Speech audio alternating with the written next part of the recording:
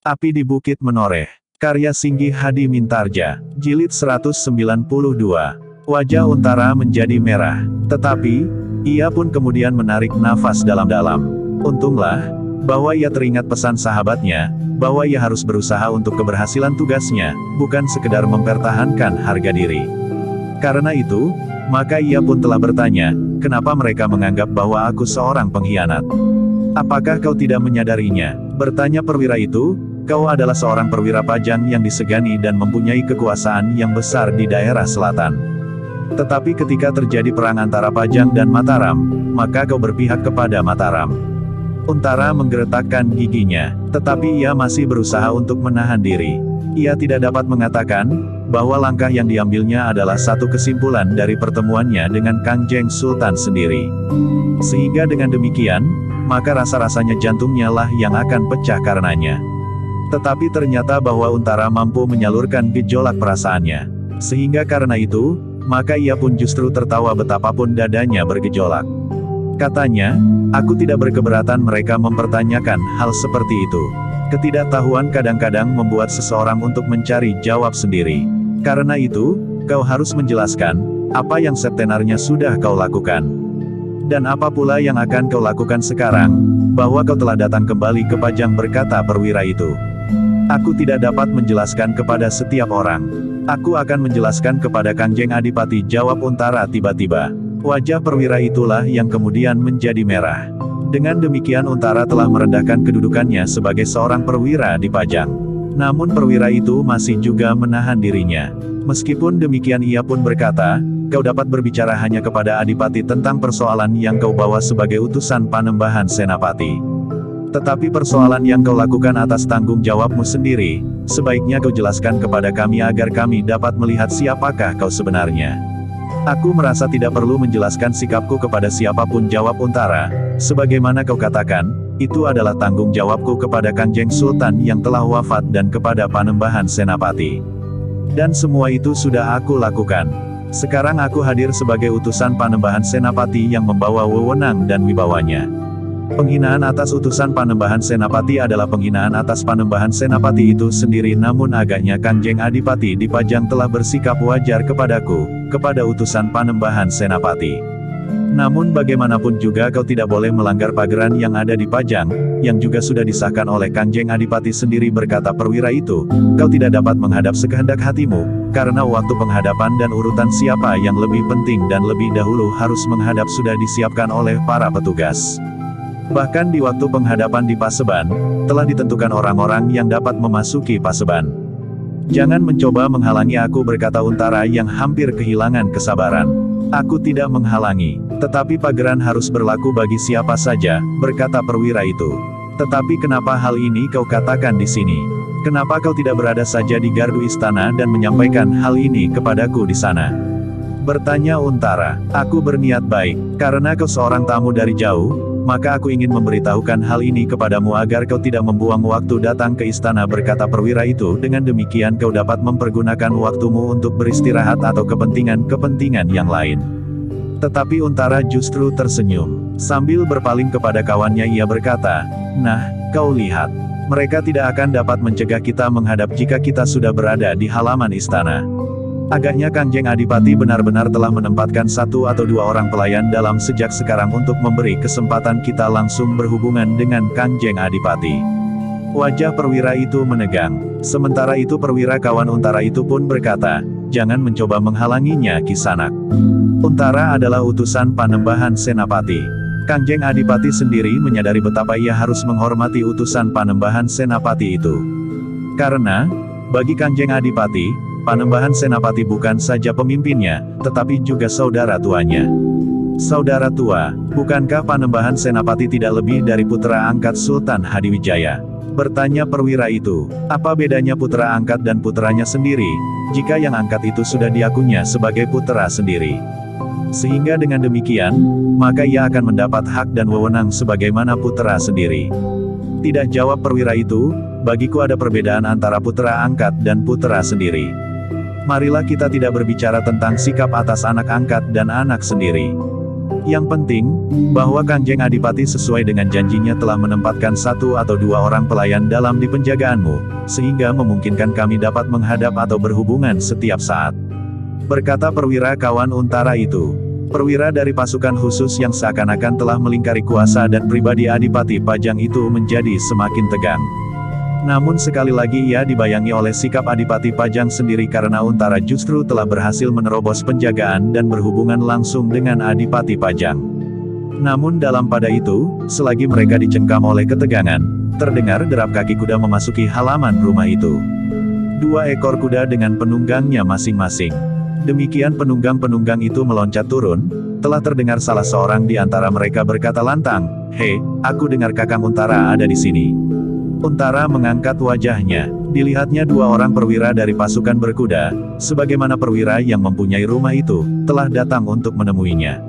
Pertemuan yang kemudian terjadi adalah pertemuan yang akrab sekali. Kedua perwira itu bagaikan saudara kandung yang telah lama tidak bertemu. "Kapan kau datang Kakang?" bertanya salah seorang di antara mereka. Dengan demikian maka percakapan pun menjadi riuh. Mereka saling bertanya tentang keselamatan dan tentang keadaan masing-masing selama mereka tidak bertemu. Untuk beberapa saat lamanya, perwira yang datang untuk mencegah kehadiran Untara di istana itu seakan-akan telah terlupakan. Namun tiba-tiba saja perwira itu memotong pembicaraan yang akrab, "Maaf. Aku mempunyai tugas lain, aku minta pesanku kau pertimbangan baik-baik." Oh, Untara berpaling ke arah perwira itu, "Aku juga minta maaf, mereka adalah sahabat-sahabatku. Tetapi sekali lagi aku minta maaf. Aku akan tetap datang ke istana." "Apa yang kalian persoalkan?" bertanya salah seorang perwira yang baru datang itu. "Tidak apa-apa," jawab perwira dari pasukan khusus yang berusaha mencegah kehadiran Untara itu.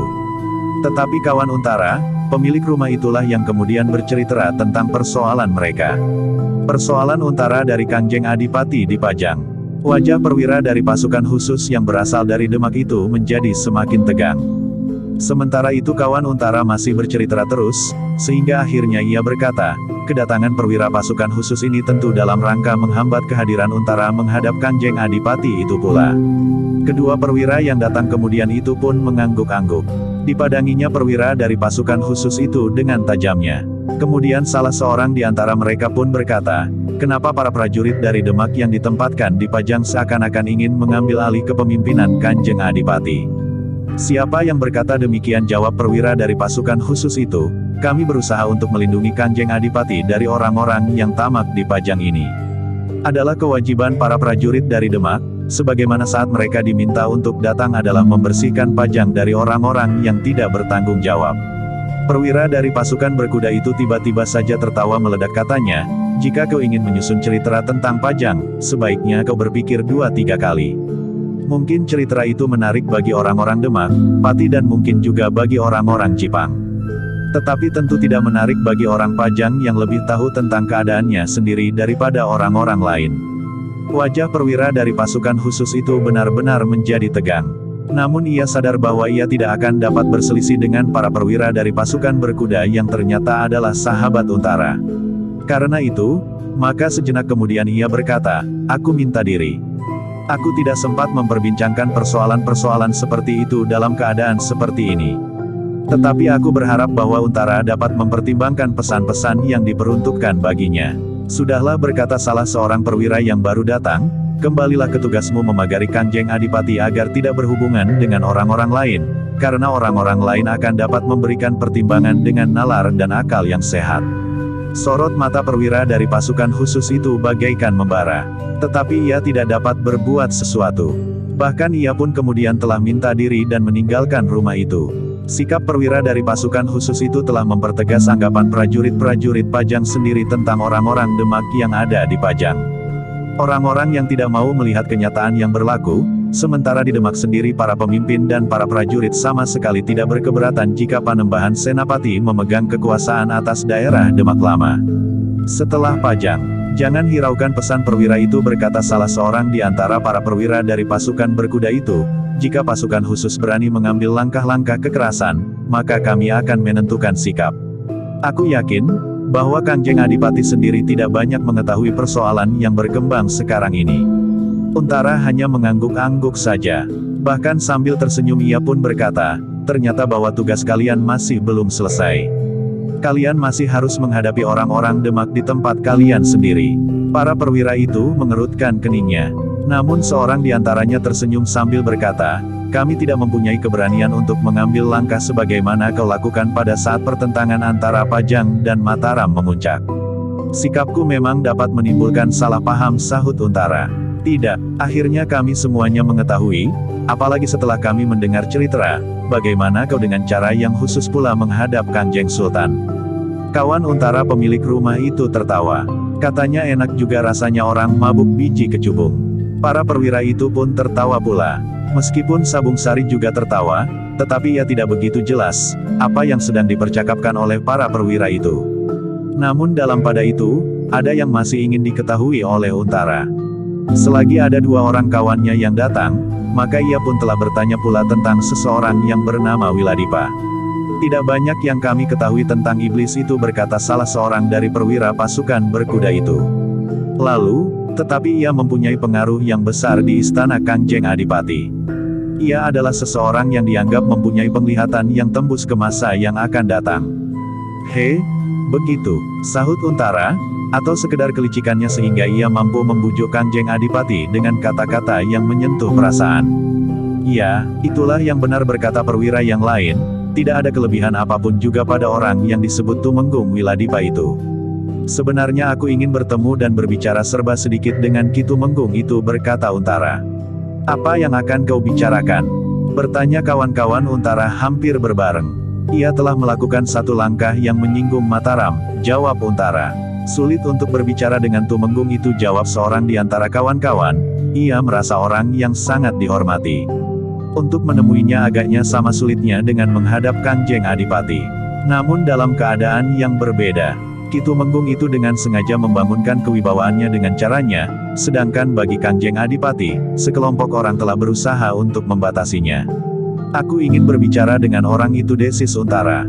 Tidak banyak gunanya, tetapi kenyataan tentang orang itu adalah bahwa ia memang datang dari Demak.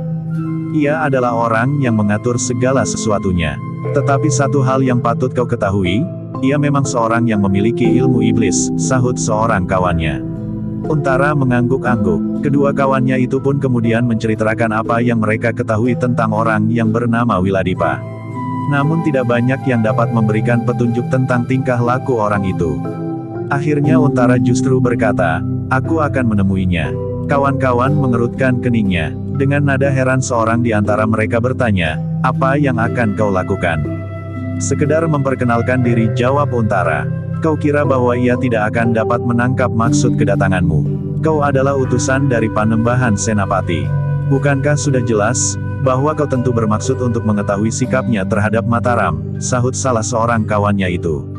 Aku akan berterus terang. Aku akan mempertanyakan maksudnya atas sikapnya terhadap Mataram, jawab Untara. Kau memang gila, geram salah seorang kawannya yang lain. Dengan cara yang aneh kau berhasil menghadap Sultan Pajang saat itu. Sekarang kau akan bertemu dengan Ki Tumenggung Wiladipa untuk mempertanyakan tugas-tugasnya yang rahasia, yang tidak banyak diketahui orang. Apakah kau kira ia akan mengatakan sesuatu kepadamu? Tentu tidak, tetapi dengan demikian aku akan sempat berbicara dengan orang itu dan mengenalinya lebih dalam. Menilik sikap, kata-kata yang dipilihnya untuk menyatakan perasaannya, aku akan dapat menjajaki wataknya. Berkata Untara, tetapi kau tahu, bahwa dengan demikian kau telah menempatkan dirimu di tempat yang paling gawat sekarang ini di Pajang, berkata kawannya, pemilik rumah itu. Lalu, tetapi apakah memang demikian perintah Panembahan Senapati? Untara menarik nafas dalam-dalam. Katanya, perintah Panembahan Senapati adalah, bahwa aku harus menghadap Kanjeng Adipati untuk mempertanyakan pusaka-pusaka yang akan dibawa ke Mataram. Memang hanya itu, tetapi aku sendiri berniat untuk bertemu dengan Ki Wiladipa. Kau masih saja seperti dahulu, desis seorang kawannya, tetapi jika kau memang berniat demikian, hubungi kami setiap saat. Beritahukan saat keberangkatanmu. Jika pada waktu tertentu kau belum kembali, maka kami akan berbuat sesuatu. Terima kasih. Tetapi kalian jangan terlalu jauh melibatkan diri dalam persoalan ini. Jika kalian melawan pasukan khusus itu, maka kalian akan dapat dituduh memberontak terhadap kuasa Kanjeng Adipati di Pajang, sehingga akan menumbuhkan akibat yang kurang baik. Seandainya kalian Seluruh pasukan berkuda menentukan sikap, didukung oleh para wira tamtama yang memang berasal dari Pajang seluruhnya, maka kalian tidak banyak menemui kesulitan. Tetapi apakah semua orang dalam lingkungan pasukan berkuda dan prajurit Pajang bersikap sebagaimana sikap kalian? Bertanya Untara. Kawan-kawan Untara itu termangu-mangu. Namun, salah seorang kemudian berkata, menurut pendapatku, prajurit-prajurit Pajang akan bersikap sebagaimana sikap kami. Setidak-tidaknya sebagian besar. Jangan melakukannya, sahut Untara, aku mengucapkan terima kasih. Tetapi biarlah segala sesuatunya aku lakukan atas nama Senapati Pasukan Mataram di Jati Anom. Kawan-kawan mengangguk-angguk. Namun, kemudian pemilik rumah itu berkata, lakukanlah. Tetapi biarlah kami melakukan yang mungkin kami lakukan. Untara memandang wajah kawannya sejenak. Dengan nada dalam ia berkata, sekali lagi aku mengucapkan terima kasih. Tetapi sebenarnya lah aku tidak ingin membuat kedudukan kalian menjadi bertambah sulit. Kawannya itu tersenyum. Katanya, orang-orang Demak itu pun harus membuat pertimbangan semasak-masaknya jika mereka ingin berbuat sesuatu atas kami. Justru karena kami berada di kampung halaman kami sendiri. Untara tidak menjawab lagi. Tetapi ia memang bertekad untuk bertemu dan berbicara langsung dengan Ki Tumenggung Wiladipa atas tanggung jawabnya sendiri setelah kewajiban yang dibebankan kepadanya oleh Panembahan Senapati diselesaikannya, karena sebenarnya lah kedatangannya di Pajang itu lebih banyak untuk mengetahui serba sedikit tentang Ki Tumenggung Wiladipa dan kekuatan Demak di Pajang. Untuk beberapa saat Untara masih berbincang dengan kawan-kawan yang sudah lama tidak bertemu. Namun percakapan mereka pun kemudian sudah bergeser dari persoalan Wiladipa kepada persoalan-persoalan yang lebih ringan dalam tugas mereka sehari-hari, meskipun setiap kali mereka masih juga menyentuh hadirnya sekelompok orang-orang Demak di Pajang atas kehendak Kangjeng Adipati, namun yang kemudian justru telah melingkari kuasa Kangjeng Adipati itu sendiri. Demikianlah, seperti yang diperintahkan oleh Kangjeng Adipati, maka Untara telah bermalam di rumah kawannya itu semalam. Ternyata yang datang menemuinya sepeninggal kedua orang perwira pasukan berkuda itu, masih ada beberapa orang lagi bekas kawan-kawan. Mereka semula memang menganggap Untara sebagai seorang senapati yang tidak menepati tugas kesatriannya karena ia berpihak kepada Mataram. Namun akhirnya mereka pun tahu, bahwa sebelum pecah perang antara Mataram dan Pajang pada waktu itu, Untara berhasil menemui Kangjeng Sultan Hadiwijaya dengan cara yang tidak sewajarnya dan menerima petunjuk-petunjuk, bahkan perintah-perintah meskipun tidak dengan langsung. Menjelang pagi hari, Untara sudah siap. Rasa-rasanya ia menjadi gelisah. Sementara Sabung Sari tidak banyak memberikan pertimbangan dan pendapatnya. Ia tidak terlalu banyak mengetahui persoalannya meskipun Untara telah memberitahukan beberapa hal tentang rencana mereka selama berada di Pajang. Tetapi Sabung Sari lebih banyak mempersiapkan diri untuk menerima perintah, apa yang harus dilakukannya. Namun dalam pada itu, kawannya pemilik rumah itu yang belum mandi menegurnya sambil tertawa, kita pergi ke istana setelah matahari mulai naik. Sekarang Kangjeng Adipati tentu masih belum bangun. Untara mengerutkan keningnya, namun kemudian ia pun tersenyum sambil berkata, tentu tidak.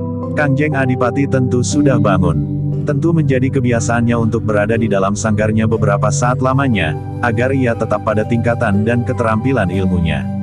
Bahkan semakin meningkat. Kaulah yang sangat malas dan baru bangun pada saat matahari sepenggalah. Hei, apakah kau tidak pergi ke barak pasukan berkuda?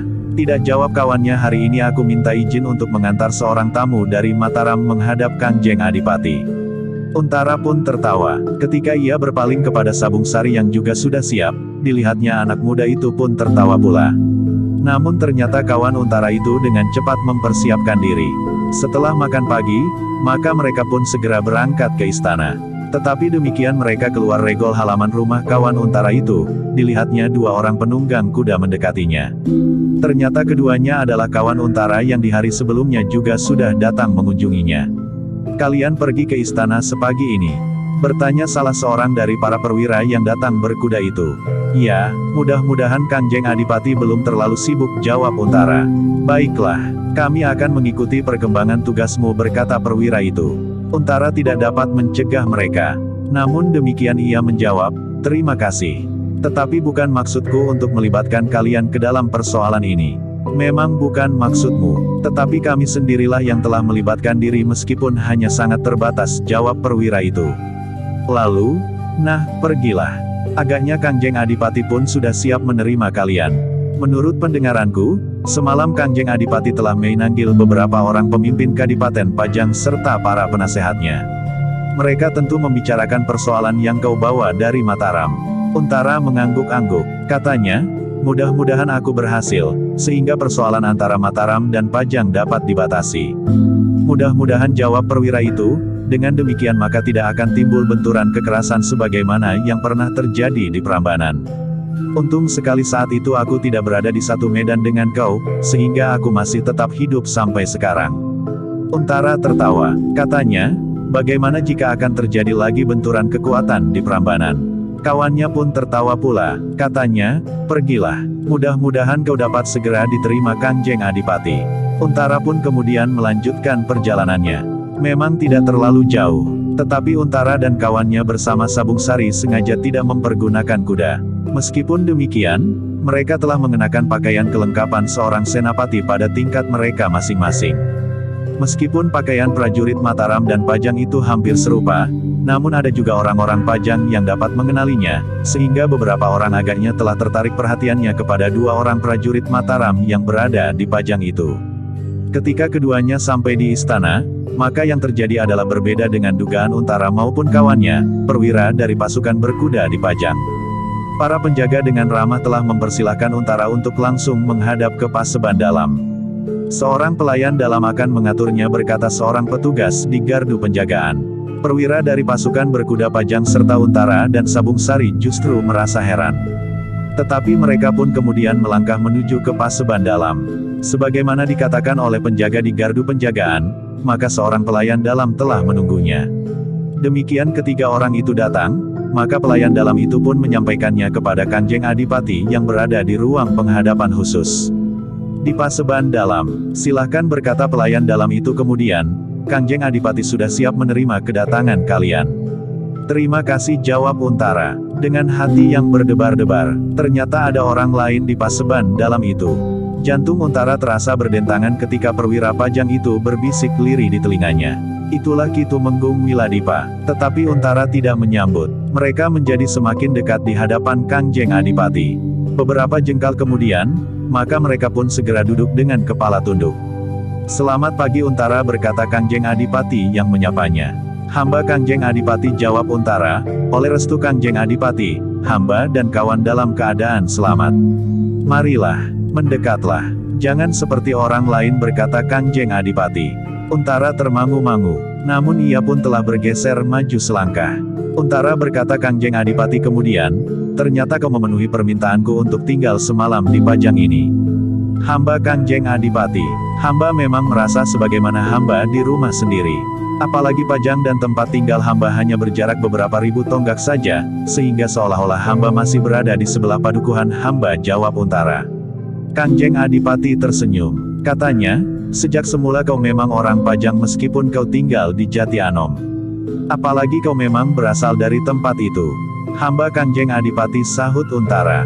Kangjeng Adipati mengangguk-angguk. Namun hampir di luar sadarnya ia berpaling ke arah Ki Tumenggung Wiladipa. Sabung Sari yang duduk agak di belakang Untara melihat Ki Wiladipa itu mengangguk kecil. Untara, berkata Kangjeng Adipati, sebenarnya sikapmu terhadap Pajang dan Mataram terasa sangat menarik.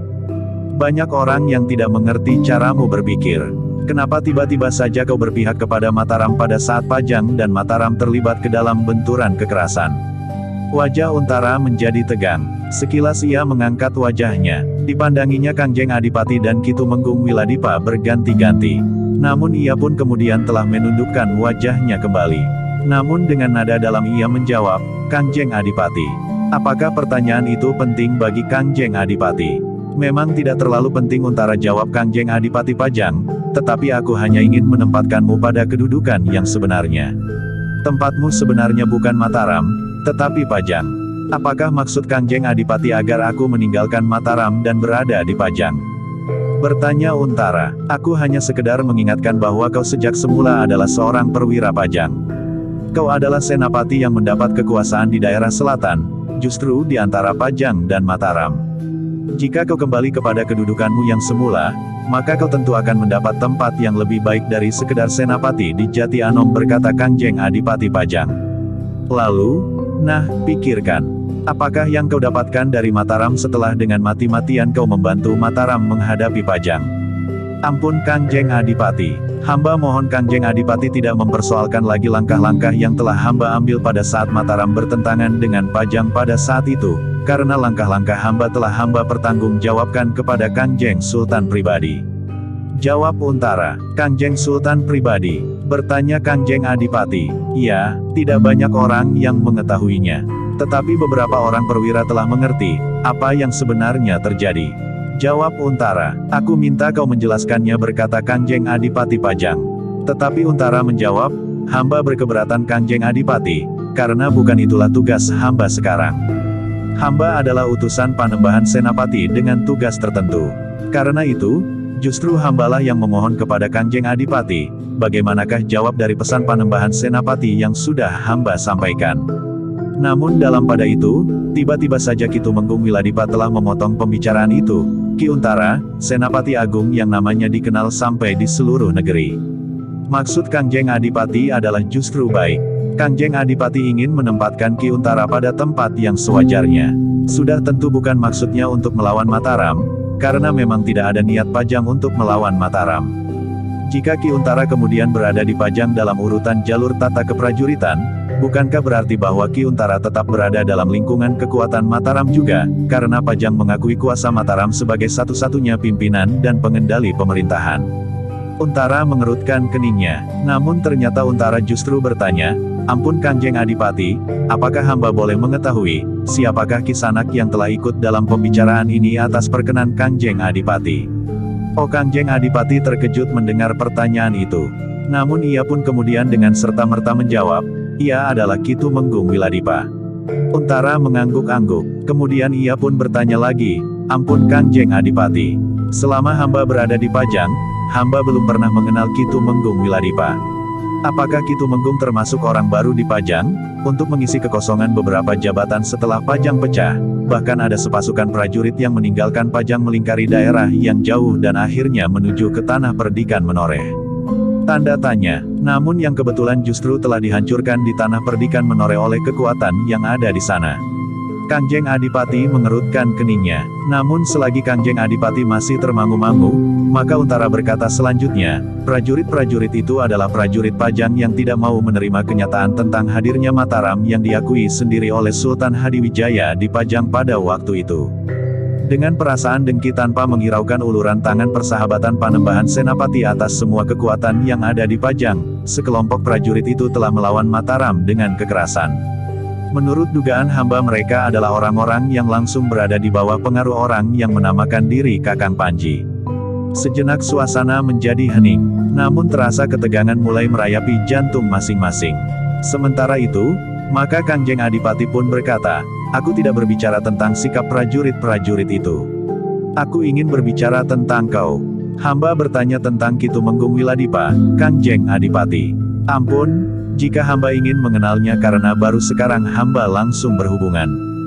Jawab Untara. Lalu, meskipun demikian, ketika hamba masih berada di Pajang, agaknya hamba memang pernah mendengar nama Ki Wiladipa sebagai seorang perwira di Demak. Tetapi apakah nama itu juga nama Kisanak yang sekarang berada di sini? Wajah Ki Wiladipa menjadi merah. Namun kemudian ia pun tersenyum. Katanya, kau benar Kisanak. Aku memang seorang prajurit Demak pada waktu itu. Tetapi bukankah wajar sekali jika terjadi perpindahan tugas di antara para prajurit dari kadipaten yang satu ke kadipaten yang lain? Tetapi sikap Untara memang terasa aneh bagi Ki Tumenggung. Ia tidak menanggapi kata-kata Ki Tumenggung. Tetapi ia bertanya kepada Kangjeng Adipati, apakah para prajurit Demak memang jauh lebih baik dari prajurit Pajang sendiri? Tetapi pertanyaan Untara itu telah menyinggung perasaan, bukan saja Ki Tumenggung Wiladipa, tetapi juga Kangjeng Adipati Pajang. Namun mereka harus tetap menyadari, bahwa yang berada di hadapan mereka itu adalah utusan Panembahan Senapati, yang telah mengambil alih pimpinan pemerintahan dari Pajang ke Mataram. Betapapun mereka tidak mau menerima hal itu, tetapi telah merupakan kenyataan bahwa Mataram telah memimpin lingkungan yang semula berada di bawah kekuasaan Pajang, meskipun ada beberapa daerah yang ternyata tidak ikhlas, sebagaimana Pajang sendiri. Tetapi untuk bersikap menentang dengan terus terang, mereka yang tidak ingin melihat Mataram benar-benar menjadi besar masih harus berpikir 2-3 kali. Mereka harus benar-benar mempersiapkan diri. Mataram bagi mereka masih tetap merupakan satu rahasia. Apakah benar Mataram memiliki kekuatan sebagaimana mereka bayangkan, atau Mataram sebenarnya sangat lemah, tetapi karena kecakapan Panembahan Senapati mengatur prajurit-prajuritnya yang sedikit, maka seolah-olah Mataram kelihatan sebagai satu pusat pemerintahan yang kuat dan kokoh. Namun dalam pada itu, Ki Wiladipa yang hampir tidak dapat menguasai dirinya telah menjawab mendahului Kanjeng Adipati, Kisanak. Kami menghormati Kisanak sebagai utusan Panembahan Senapati. Namun itu bukan berarti bahwa Kisanak dapat menghina kami, para pemimpin di Pajang. Untara tidak menjawab, tetapi seakan-akan ia tidak mendengar kata-kata Ki Tumenggung. Dengan sikap yang nampak bersungguh-sungguh Untara tetap menunggu titah Kanjeng Adipati Pajang. Baru sejenak kemudian Adipati Pajang berkata, "Untara, pertanyaanmu aneh, tetapi biarlah aku tidak menjawabnya. Karena itu adalah masalahku. Apakah aku akan memanggil orang-orang dari Demak atau dari Jipang yang tentu saja atas izin Adimas Pangeran Benawa, atau bahkan dari Madiun atau Ponorogo sekalipun, kau tidak mempunyai persoalan apapun juga. Persoalannya adalah persoalanku dengan para adipati di tempat-tempat itu." Untara menarik nafas dalam-dalam. Namun katanya kemudian, "Hamba Kanjeng Adipati. Hamba mohon maaf. Namun justru ada masalah yang khusus yang mendorong hamba untuk mempertanyakannya. Bukankah kau diutus untuk mempertanyakan pusaka-pusaka yang tersimpan di gedung perbendaharaan Pajang?" bertanya Kanjeng Adipati. Untara termangu-mangu sejenak. Namun kemudian jawabnya, "Hamba Kanjeng Adipati. Hamba memang mendapat tugas untuk mempertanyakan pusaka-pusaka itu. Apakah pusaka-pusaka itu sudah siap untuk dibawa ke Mataram?" "Baiklah kita membatasi pembicaraan kita," berkata Kanjeng Adipati. Untara mengerutkan keningnya, tetapi untuk sementara ia tidak dapat mengelak. Karena itu, maka ia pun justru bertanya, "Apakah Kanjeng Adipati sudah mengambil keputusan?" "Ya, aku sudah membicarakan dengan para pemimpin di Pajang." "Apakah yang paling baik kami lakukan?" berkata Kanjeng Adipati. Untara menjadi berdebar-debar, namun kemudian ia pun bertanya, "Jika demikian, apakah titah Kanjeng Adipati tentang pusaka-pusaka itu?" Untara suara Kanjeng Adipati merendah, "Bukan maksud kami menentang kehendak Kakang Mas Panembahan Senapati. Tetapi menurut keputusan para sesepuh di Pajang, maka sebaiknya pusaka-pusaka itu untuk sementara biarlah tetap berada di Pajang." Wajah Untara menegang. Dengan nada dalam ia bertanya, "Apakah itu sudah merupakan keputusan Kanjeng Adipati, atau sekedar pertimbangan para sesepuh yang masih akan dipertimbangkan oleh Kanjeng Adipati?" "Itu sudah merupakan keputusan para sesepuh," jawab Kanjeng Adipati. "Ampun Kanjeng Adipati," sahut Untara, "yang hamba tanyakan adalah keputusan Kanjeng Adipati. Bukan keputusan para sesepuh. Karena sebenarnya lah para sesepuh hanya dapat memberikan pertimbangan-pertimbangan. Tetapi keputusan dan pertanggungan jawabnya ada di tangan Kanjeng Adipati." Wajah Kanjeng Adipati menjadi tegang. Di luar sadarnya Kanjeng Adipati memandang ke arah Ki Tumenggung Wiladipa. Ki Untara Ki Tumenggung Wiladipa tiba-tiba saja telah menyahut pembicaraan itu. Kanjeng Adipati di Pajang adalah seorang yang memiliki pandangan yang luas. Karena itu, maka keputusan-keputusan penting yang diambilnya sebelumnya telah dibicarakan dalam lingkungan yang meskipun terbatas tetapi meliputi beberapa orang yang mewakili lingkungan yang berbeda-beda. Namun Untara segera memotong yang justru bertanya kepada Kanjeng Adipati, "Ampun Kanjeng Adipati. Hamba menunggu titah Kanjeng Adipati, apakah yang harus hamba sampaikan kepada Panembahan Senapati?" "Sudah barang tentu, yang harus hamba sampaikan itu merupakan jawaban dari Kanjeng Adipati dan di bawah tanggung jawab Kanjeng Adipati." Betapa jantung Ki Tumenggung Wiladipa bergejolak. Hampir saja ia kehilangan kesabaran, seandainya Kanjeng Adipati tidak segera menjawab, "Baiklah Untara. Sampaikan kepada Kakang Mas Panembahan Senapati. Untuk sementara biarlah pusaka-pusaka itu tetap berada di gedung perbendaharaan di Pajang, sampai saatnya nanti akan aku sampaikan kepada Kakang Mas Panembahan Senapati untuk mengambil pusaka-pusaka itu." Untara menarik nafas dalam-dalam. Ia memang sudah mengira bahwa jawaban itulah yang akan didengarnya. Sebenarnya Untara sama sekali tidak terkejut mendengarnya. Namun desakan keinginannya untuk menghubungkan persoalan itu dengan kehadiran Ki Tumenggung Wiladipa ternyata tidak dapat ditahannya.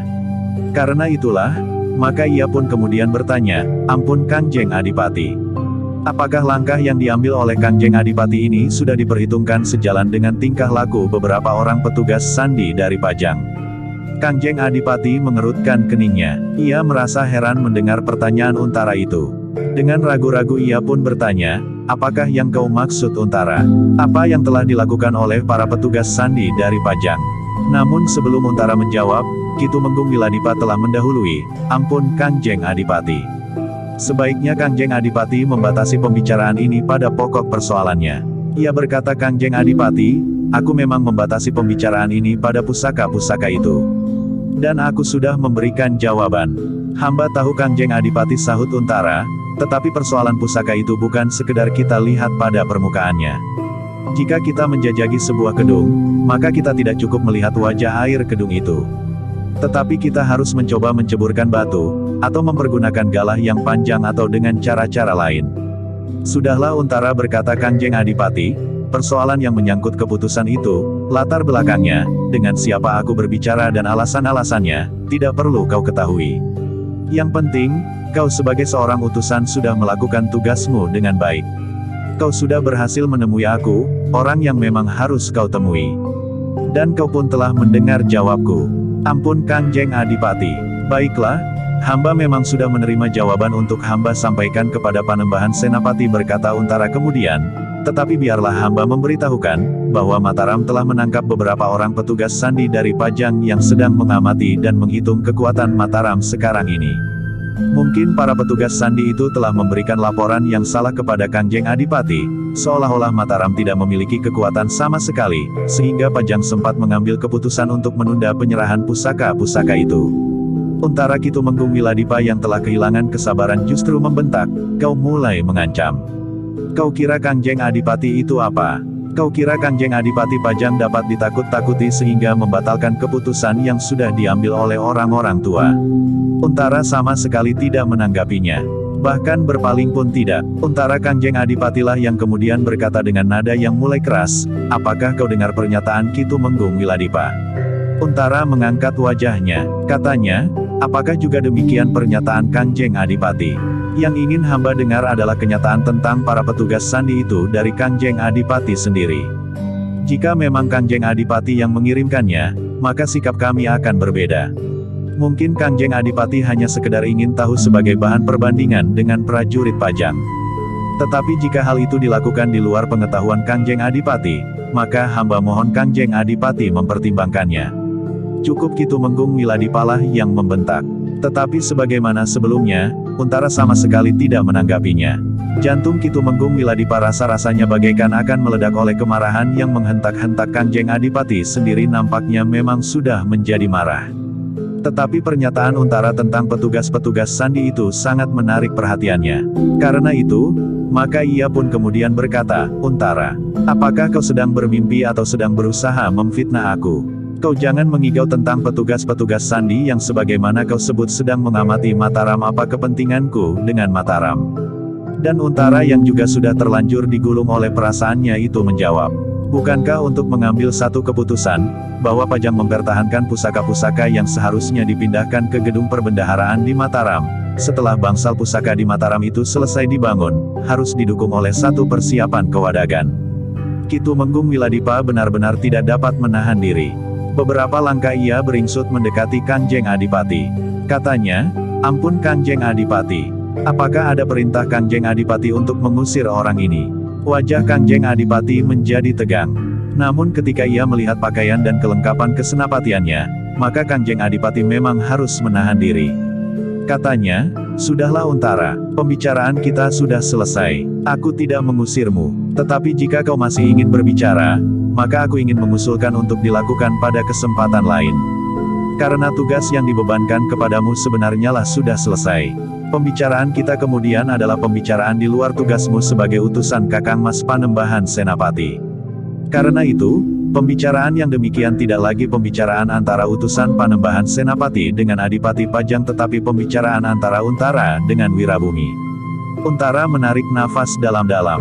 Ia tahu bahwa Adipati Pajang itu sudah tidak dapat menahan diri lagi. Karena itu, maka ia pun harus berusaha untuk mengekang diri. Bagaimanapun juga, ia hanyalah seorang utusan.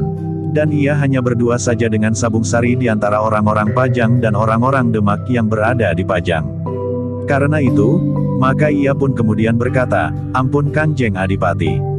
Jika demikian, maka hamba memang telah melanggar tugas dan wewenang hamba. Karena itu hamba mohon ampun yang sebesar-besarnya. Perkenankan hamba kemudian mohon diri untuk kembali ke Mataram membawa hasil tugas hamba. Namun sedikit yang ingin hamba sampaikan, bahwa setiap petugas sandi yang tertangkap di Mataram, mengatakan bahwa mereka mendapat perintah dari seorang senapati Demak yang bernama Ki Tumenggung Wiladipa. Tutup mulutmu, atau aku harus merobeknya, bentak Ki Tumenggung Wiladipa sambil bergeser maju. Hampir saja ia meloncat menerkam Untara. Untunglah, Ki Tumenggung masih menyadari, bahwa mereka berada di hadapan Kanjeng Adipati Pajang. Suasana menjadi semakin tegang. Tetapi Untara masih saja dalam sikapnya. Meskipun Ki Tumenggung Wiladipa menjadi bagaikan terpanggang di atas api, serta siap untuk meloncat menerkamnya, namun Untara sama sekali tidak menanggapinya. Ia ingin melihat tanggapan Kanjeng Adipati atas pernyataannya itu. Ternyata wajah Kanjeng Adipati pun nampak berkerut. Tetapi agaknya Kanjeng Adipati berusaha untuk menutup pembicaraan itu dengan keras. Katanya, "Untara, aku peringatkan kau sekali lagi." "Hamba Kanjeng Adipati," jawab Untara, "hamba mohon maaf. Hamba hanya ingin Kanjeng Adipati mengetahuinya." "Cukup," potong Kanjeng Adipati. "Sudah lebih dari cukup," jawab Untara. Lalu, kemudian perkenankanlah hamba mohon diri. Segala kesalahan hamba selama hamba menghadap, hamba mohon maaf yang sebesar-besarnya. Segala titah akan hamba sampaikan kepada Panembahan Senapati di Mataram. "Baiklah," jawab Kanjeng Adipati sambil menahan gejolak di dalam dadanya, "sungkemku kepada Kakang Mas Panembahan Senapati." Demikianlah, maka Untara pun meninggalkan istana Kanjeng Adipati. Ia tidak langsung menuju ke Mataram tetapi ia singgah di rumah sahabatnya. Ternyata di rumah itu telah menunggu 4 orang perwira dari pasukan berkuda. Ketika keempat orang itu melihat kedatangan Untara, maka wajah mereka yang tegang pun menjadi kendor karenanya. "Aku sudah cemas," berkata salah seorang di antara mereka, "kalian terlalu lama di Paseban." "Untara memang gila," jawab sahabatnya yang memiliki rumah itu, "sama gilanya sebagaimana ia menembus para pengawal dan menghadap Kanjeng Sultan Hadiwijaya pada waktu itu." "Apa yang dilakukan?" bertanya salah seorang perwira itu. Kawannya, pemilik rumah itu pun kemudian menceritakan apa yang telah dikatakan dan dilakukan oleh Untara di hadapan Kanjeng Adipati. Seorang di antara perwira itu menyahut, "Kau mengandalkan perintah Panembahan Senapati." "Tidak," jawab Untara, "tetapi aku tidak tahan melihat kegilaan Ki Tumenggung Wiladipa yang nampaknya lebih berkuasa dari Kanjeng Adipati sendiri." Tetapi para senapati dari pasukan berkuda itu menjadi cemas. Seorang di antara mereka berkata, "Untara, kau harus berhati-hati. Wiladipa adalah iblis yang sangat licik. Ia memang berhasil mempengaruhi sikap dan jalan pikiran Kanjeng Adipati." "Terima kasih," berkata Untara, "tetapi kalian sudah mengetahui persoalannya. Jika aku tidak sampai ke Mataram maka kalian dapat bercerita apa sebabnya." "Bagaimana aku tahu bahwa kau tidak sampai ke Mataram?" bertanya seorang di antara para perwira itu. "Jika dalam 3 hari aku tidak mengirimkan utusan untuk menemui kalian, maka berarti bahwa aku tidak sampai ke Mataram," berkata Untara. "Siapa yang akan kau perintahkan untuk datang kemari?" bertanya kawan Untara, pemilik rumah itu. "Seorang di antara para prajuritku yang sudah pernah mengawal tempat ini." "Bukankah prajurit-prajuritku adalah prajurit Pajang pada mulanya?" sahut Untara. Para perwira itu mengangguk-angguk. Tentu banyak di antara para perwira bawahan Untara yang telah mengenal rumah itu serta penghuninya.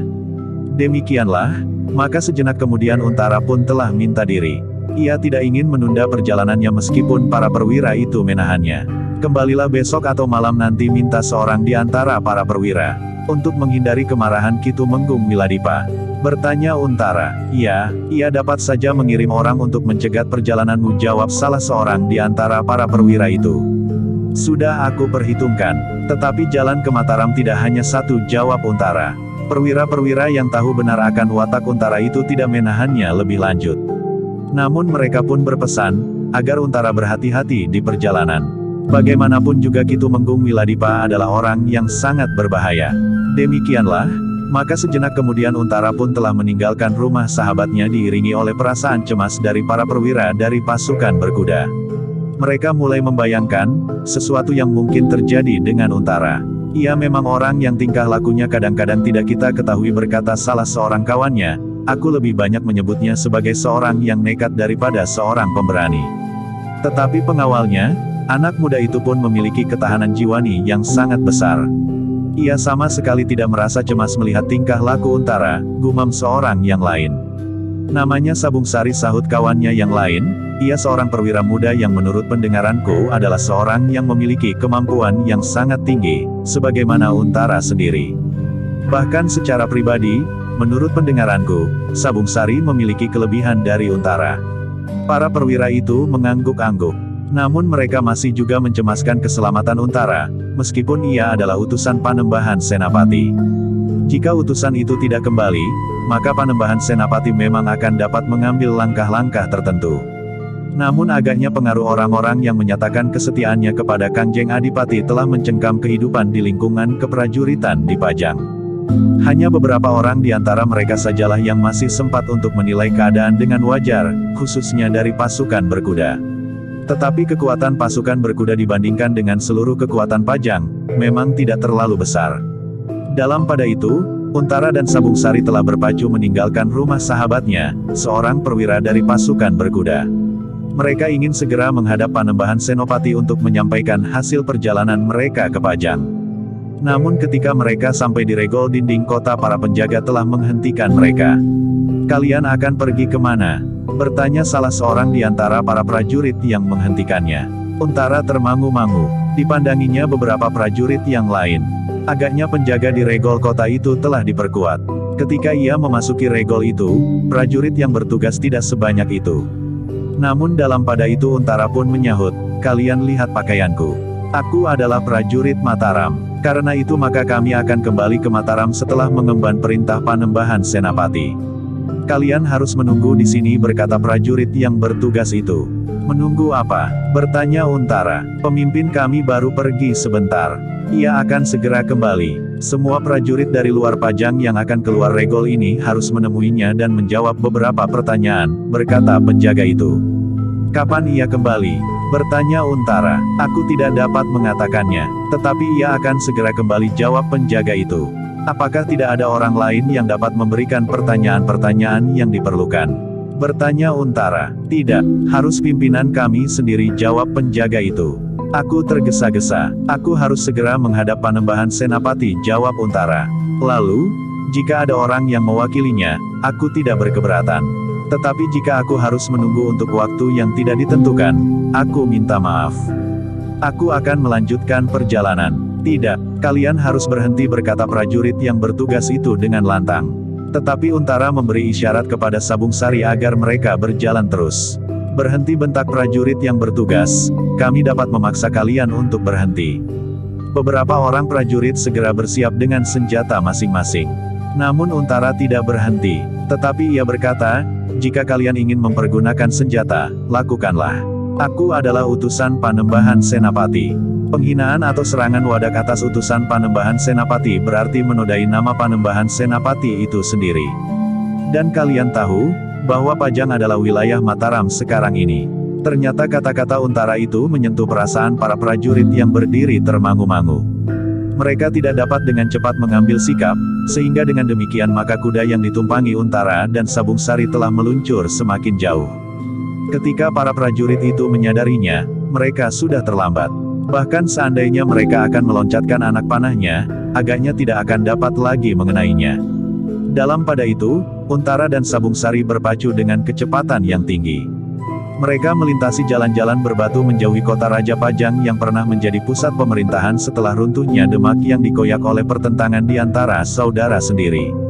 Sementara itu, seorang perwira dengan wajah yang tegang tiba-tiba saja telah berdiri di antara para prajurit di regol. Dengan nada geram ia berkata, "Kalian memang kelinci-kelinci yang bodoh." Para prajurit itu tidak menjawab. Mereka hanya menundukkan kepalanya. Tetapi biarlah, agaknya nasib kedua orang itu memang buruk. Mereka lebih senang mati di bulak-bulak panjang daripada di regol kota ini. Geram perwira itu. Para prajurit itu mengerutkan keningnya. Tetapi tidak seorang pun yang bertanya. Perwira itu pun kemudian meninggalkan para prajurit itu diikuti oleh dua orang pengawalnya. Demikian ia meloncat ke punggung kudanya yang diikatnya di halaman rumah di sebelah regol itu. Kuda itu pun segera berlari. Ternyata perwira itu dengan tergesa-gesa telah menemui Ki Tumenggung Wiladipa. Dilaporkannya apa yang telah terjadi. Para penjaga, Regol tidak mampu menghambat perjalanan Untara. Gila, geram Ki Tumenggung, aku ingin para penjaga itu menghambat beberapa saat, sehingga orang-orang yang aku pasang sudah siap di tempatnya. Mereka tentu sudah siap, berkata perwira itu. Agaknya Untara tidak langsung menuju ke Mataram ketika ia keluar dari Sitana. Agaknya ia singgah lebih dahulu di rumah kawan-kawan. Karena itu ia baru saja keluar Regol kota. Demikian ia meninggalkan para prajurit dungu di Regol. Aku langsung menuju kemari. Jadi Untara belum lama keluar dari kota? Bertanya Ki Tumenggung. Belum. Sesaat sebelum aku sampai di sini, jawab perwira itu. Ki Tumenggung Miladipa mengangguk-angguk. Katanya, baiklah, aku kira semuanya sudah siap jalan manapun yang dipilihnya. Tetapi apakah orang-orang yang Ki Tumenggung tugaskan itu cukup memadai? Bertanya perwira itu. Aku mampu memperhitungkan ilmu orang-orangku. Dan aku pun telah mendengar apa yang dapat dilakukan oleh Untara sebagai seorang senapati. Ia memang memiliki kemampuan mengurai keadaan medan dan mengambil langkah tertentu yang kadang-kadang mengejutkan. Tetapi secara pribadi ia bukan orang yang pantas ditakuti. Jawab Ki Tumenggung. Karena itu, maka ia akan bertemu dengan beberapa orang penyamun. Untara harus mati, tetapi kawannya harus dibiarkan hidup, sehingga kawannya akan dapat membuat laporan tentang para penyamun itu. Perwira yang menghadap Ki Tumenggung itu mengangguk-angguk. Ia mengerti maksud Ki Tumenggung. Ki Tumenggung berharap bahwa Sabung Sari akan memberikan kesaksian bahwa keduanya telah disergap oleh sekelompok penyamun, yang kemudian telah membunuh Untara. Tetapi perwira itu masih juga bertanya, tetapi Ki Tumenggung, apakah pengawal Untara itu tidak dapat menceritakan apa yang telah terjadi di Paseban dalam itu? Tidak apa-apa, tetapi kenyataan yang dihadapinya adalah sekelompok penyamun telah menyamun mereka dan dalam perkelahian dengan para penyamun itu Untara terbunuh. Jawab Ki Tumenggung. Dengan demikian, maka satu di antara orang-orang yang paling buruk di Mataram telah mati. Sementara itu Panembahan Senapati tidak akan dapat dengan terang-terangan menuduh Pajang, karena yang membunuh Untara adalah penyamun-penyamun. Perwira itu tidak menjawab lagi. Berpegang pada kenyataan yang nampak, memang Mataram tidak akan dapat menuduh Pajang. Tetapi perwira itu yakin, bahwa Panembahan Senapati yang mendengar laporan Sabung Sari dengan lengkap akan dapat mengurai persoalannya dan dengan yakin menuduh Pajang membunuh Untara dengan cara yang licik. Sementara itu, Untara berpacu semakin lama semakin jauh dari Pajang. Beberapa bulak panjang telah dilaluinya. Namun seperti yang dikatakannya, jalan ke Mataram memang tidak hanya satu jalur. Dan Untara memilih jalan yang tidak biasa dilaluinya dan tidak terlalu ramai. Jalan itu bukan jalan yang baik meskipun tidak terlalu asing. Ketika Untara dan Sabung Sari telah menjadi semakin jauh, maka mereka pun telah mengurangi kecepatan kuda mereka. Bahkan mereka sempat juga berbincang sambil melanjutkan perjalanan menuju ke Mataram. Apakah Ki Untara akan singgah di Jati Anom sebagaimana ketika kita berangkat ke Pajang? Bertanya Sabung Sari. Untara menggeleng. Jawabnya, tidak perlu. Aku ingin segera menghadap Panembahan Senapati dan menceritakan tentang Pajang dalam keseluruhan. Sabung Sari mengangguk-angguk. Memang menghadap Panembahan Senapati itulah yang paling penting untuk dilakukan segera. Dengan demikian Mataram akan segera dapat mengambil langkah-langkah tertentu. Namun dalam pada itu, ketika mereka mendekati sebuah tikungan, keduanya termangu-mangu. Di bawah sebatang pohon tanjung yang besar dan rimbun, beberapa orang yang bertingkah laku dan berwujud kasar nampak bergerombol. Ada yang duduk, ada yang berjalan mondar-mandir sambil mengunyah makanan dan ada yang berdiri saja bersandar batang tanjung itu. Siapakah mereka? Desis Untara. Entahlah, berkata Sabung Sari. Tetapi firasatku mengatakan, bahwa mereka bukan orang baik-baik, berkata Untara selanjutnya. Sabung Sari mengangguk-angguk. Semakin dekat dengan tikungan itu, maka orang-orang itu pun menjadi semakin jelas. Dengan suara yang berat Sabung Sari berkata, 5 orang. Untara mengangguk. Katanya, iya, 5 orang. Bersiaplah Sabung Sari. Mungkin ia merupakan rangkaian solah Ki Tumenggung Miladipa. Sabung Sari mengangguk kecil. Tetapi ia tidak menjawab. Sejenak kemudian, maka kuda-kuda mereka pun telah berada beberapa langkah saja dari tikungan itu. 2 orang di antara kelima orang kasar itu meloncat ke tengah jalan yang tidak begitu lebar dan memberi isyarat agar kedua ekor kuda itu berhenti. Namun Untara dan Sabung Sari memang sudah memperlambat laju kuda mereka. Berhentilah Kisanak, berkata salah seorang di antara orang-orang kasar itu. Untara dan Sabung Sari pun kemudian berhenti pula. Bahkan keduanya telah meloncat turun. Sementara orang-orang kasar yang lain pun telah berada di tengah-tengah jalan pula. "Siapakah kalian berdua?" bertanya salah seorang di antara orang-orang kasar itu. "Menilik pakaian kalian, maka kalian bukannya orang kebanyakan. Kalian tentu 2 orang prajurit. Tetapi bukan prajurit Pajang. Kami prajurit dari Mataram," jawab Untara. "Pantas," desis orang kasar itu yang lain, "sikap kalian menunjukkan bahwa kalian adalah prajurit pilihan. Apalagi prajurit pilihan dari Mataram. Apa maksud Kisanak menghentikan kami berdua?" bertanya Untara. "Maaf Kisanak, terus terang, kami memerlukan bantuan Kisanak. Panen di padukuhan kami tidak dapat dipetik sebagaimana seharusnya. Ada sejenis bilalang yang menjadi hama di sawah-sawah kami. Bantuan apakah yang kalian maksud?" bertanya Untara. "Kalian adalah prajurit yang tentu bukan prajurit bawahan. Kalian tentu perwira yang berkedudukan tinggi, sehingga kalian akan dapat memberikan apa saja yang pantas bagi kami," jawab orang kasar itu. "Uang maksudmu?" bertanya Untara yang mulai dapat menanggapi peristiwa yang dihadapinya. "Ya uang, tetapi juga timang kalian yang tentu terbuat dari emas dengan tretes berlian. Pendok keris kalian yang dibuat dari emas dan barangkali perhiasan-perhiasan lain," jawab orang kasar itu. Untara mengangguk-angguk. Katanya, "Jadi kalian hanya membutuhkan benda-benda itu?" "Ya, jika kau berkeberatan memberikannya, maka kalian akan aku bunuh di sini," geram orang kasar itu. Adalah di luar dugaan sama sekali. Bukan saja orang-orang kasar itu yang terkejut dan bahkan menjadi bingung. Tetapi Sabung Sari pun tidak segera menangkap maksud Untara yang menjawab, "Baiklah. Ambil semua itu." Wajah-wajah menjadi tegang. Namun Untara justru tersenyum. Dipandanginya orang-orang kasar yang kebingungan itu sambil berkata, "Ambillah. Dan sesudah itu beri kesempatan kami berlalu." Sejenak orang-orang kasar itu termangu-mangu. Namun kemudian ia berteriak, "Tidak. Kalian harus meninggalkan kuda-kuda kalian. Kami memerlukannya." Untara mengerutkan keningnya. Lalu katanya, "Baiklah. Marilah Sabung Sari. Kita serahkan semua yang dimintanya, kita akan segera meninggalkan tempat ini dengan berjalan kaki. Biarlah barang-barang kita mereka ambil, asal jiwa kita mereka ampuni." Kuping Sabung Sari bagaikan tersentuh api mendengar kata-kata Untara itu. Namun sebelum ia sempat berbuat sesuatu, terdengar orang kasar itu berteriak, "Tidak. Kalian gila. Kalian tidak akan meninggalkan tempat ini. Terutama Untara. Kami harus membunuhnya." Untara mengerutkan keningnya. Namun kemudian ia tertawa, katanya, "Nah, itulah yang ingin aku dengar. Jadi yang kalian kehendaki tentu bukan sekedar pendok emas, timang tretes berlian dan kuda-kuda yang tegar. Yang ingin kalian lakukan sebenarnya adalah membunuh kami. Setidak-tidaknya membunuh aku." Wajah orang-orang kasar itu menjadi tegang. Namun sementara itu Sabung Sari menarik nafas dalam-dalam, baru ia sadar apa yang dihadapinya. Ia tahu betul maksud Untara yang ternyata telah berhasil memancing niat orang-orang kasar itu yang sebenarnya. Mereka memang tidak sekedar ingin harta benda, tetapi mereka inginkan nyawa Untara. Tentu ada yang menggerakkan mereka, berkata Sabung Sari di dalam hatinya, "Meskipun yang nampak di mata kami adalah perampok-perampok, tetapi mereka tentu mempunyai hubungan dengan Ki Tumenggung Wiladipa sebagaimana orang-orang yang tertangkap dalam tugas sandinya di sekitar Mataram." Sementara itu Untara berkata selanjutnya, "Nah, Ki Sanak, setelah kami tahu apa yang akan kalian lakukan sebenarnya, maka kami akan mengatakan tekad kami berdua.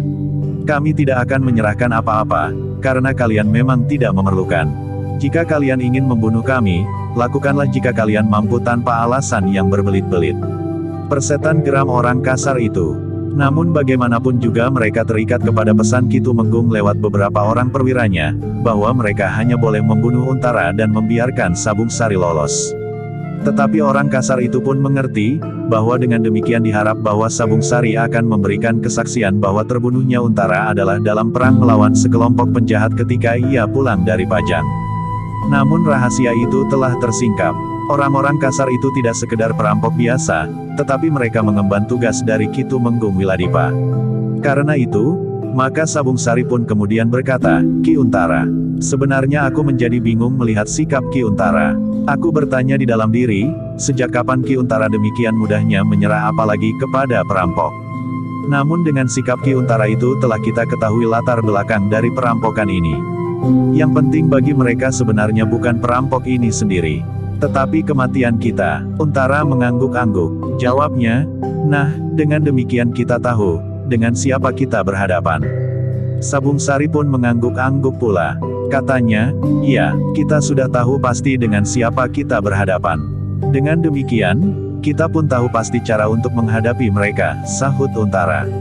"Persetan," geram salah seorang di antara orang-orang kasar itu, "apapun yang kalian katakan, tetapi kami memang ingin merampok kalian dan membunuh kalian sekaligus agar kalian tidak sempat menceritakan apa yang kalian alami di sini." "Sudahlah," berkata Untara, "kami sudah tahu. Kau mendapat perintah untuk mencegat kami berdua dan membunuhnya. Karena itu jangan memakai alasan lain. Kami pun sudah siap untuk melayani kalian, sehingga dengan demikian maka kita akan bertempur. Mungkin kami memang akan mati, tetapi mungkin kalian berlimalah yang akan mati." Orang-orang kasar itu menggeram. Sejenak kemudian mereka pun justru telah memencar. Dengan wajah yang seram mereka bersiap untuk membunuh korbannya. "Bunuh senapatinya lebih dahulu," geram seorang di antara mereka yang agaknya pemimpin dari kelima orang itu, "baru kemudian yang lain, yang tidak berarti apa-apa bagi kami." "Oh," desis Sabung Sari, "terima kasih, bahwa kalian telah memberi kesempatan kepadaku untuk dibunuh pada saat terakhir." Jawaban itu benar-benar menyakitkan hati orang-orang kasar itu. Namun seperti yang diperintahkan kepada mereka, biarkan kawan Untara itu hidup dan melarikan diri. Ia akan bercerita tentang segerombolan perampok.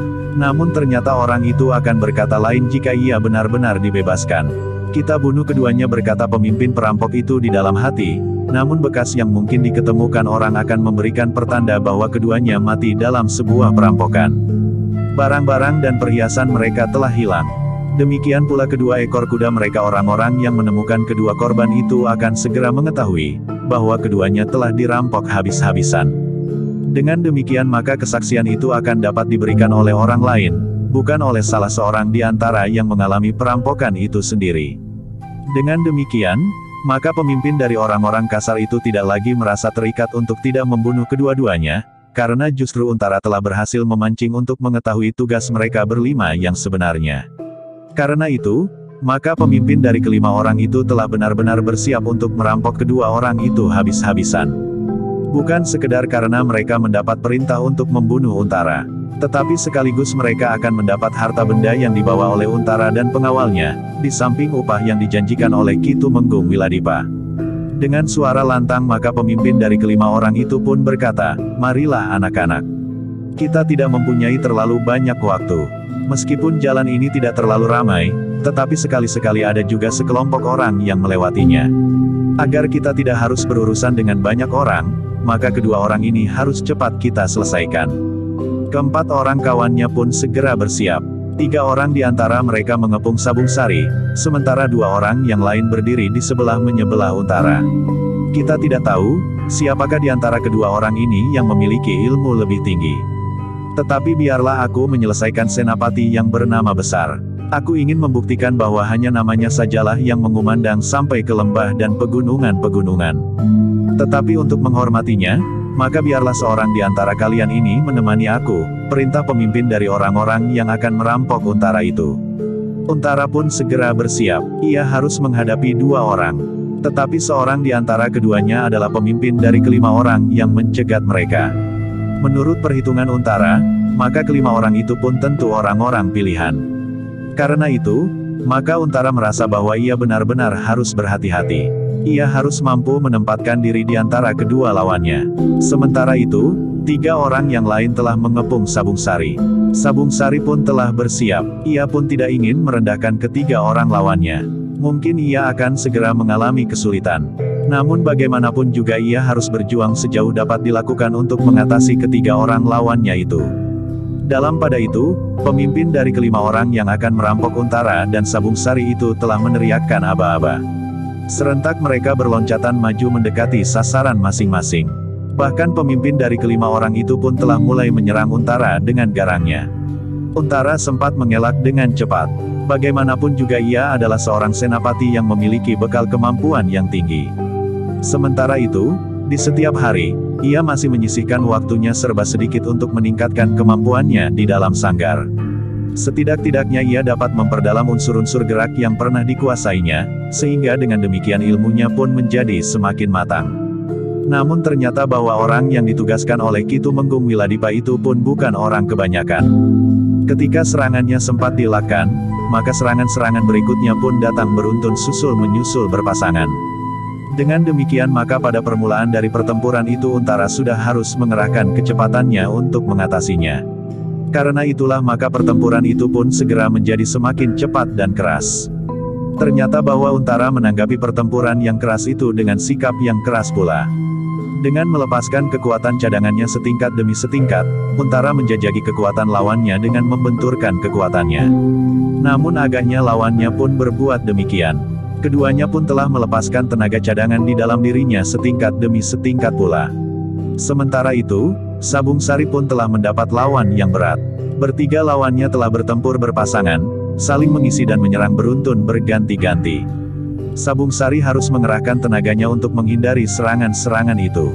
Ia harus bergerak cepat, berloncatan, menghindar dan bahkan kemudian Sabung Sari telah menangkis serangan-serangan yang tidak sempat dihindarinya. Meskipun semula Sabung Sari ragu-ragu, namun dengan hati-hati ia berusaha menjajaki kekuatan lawannya dengan benturan-benturan yang tidak langsung. Namun kemudian Sabung Sari dapat menilai, bahwa satu-satu lawannya tidak memiliki kekuatan yang mendebarkan jantungnya.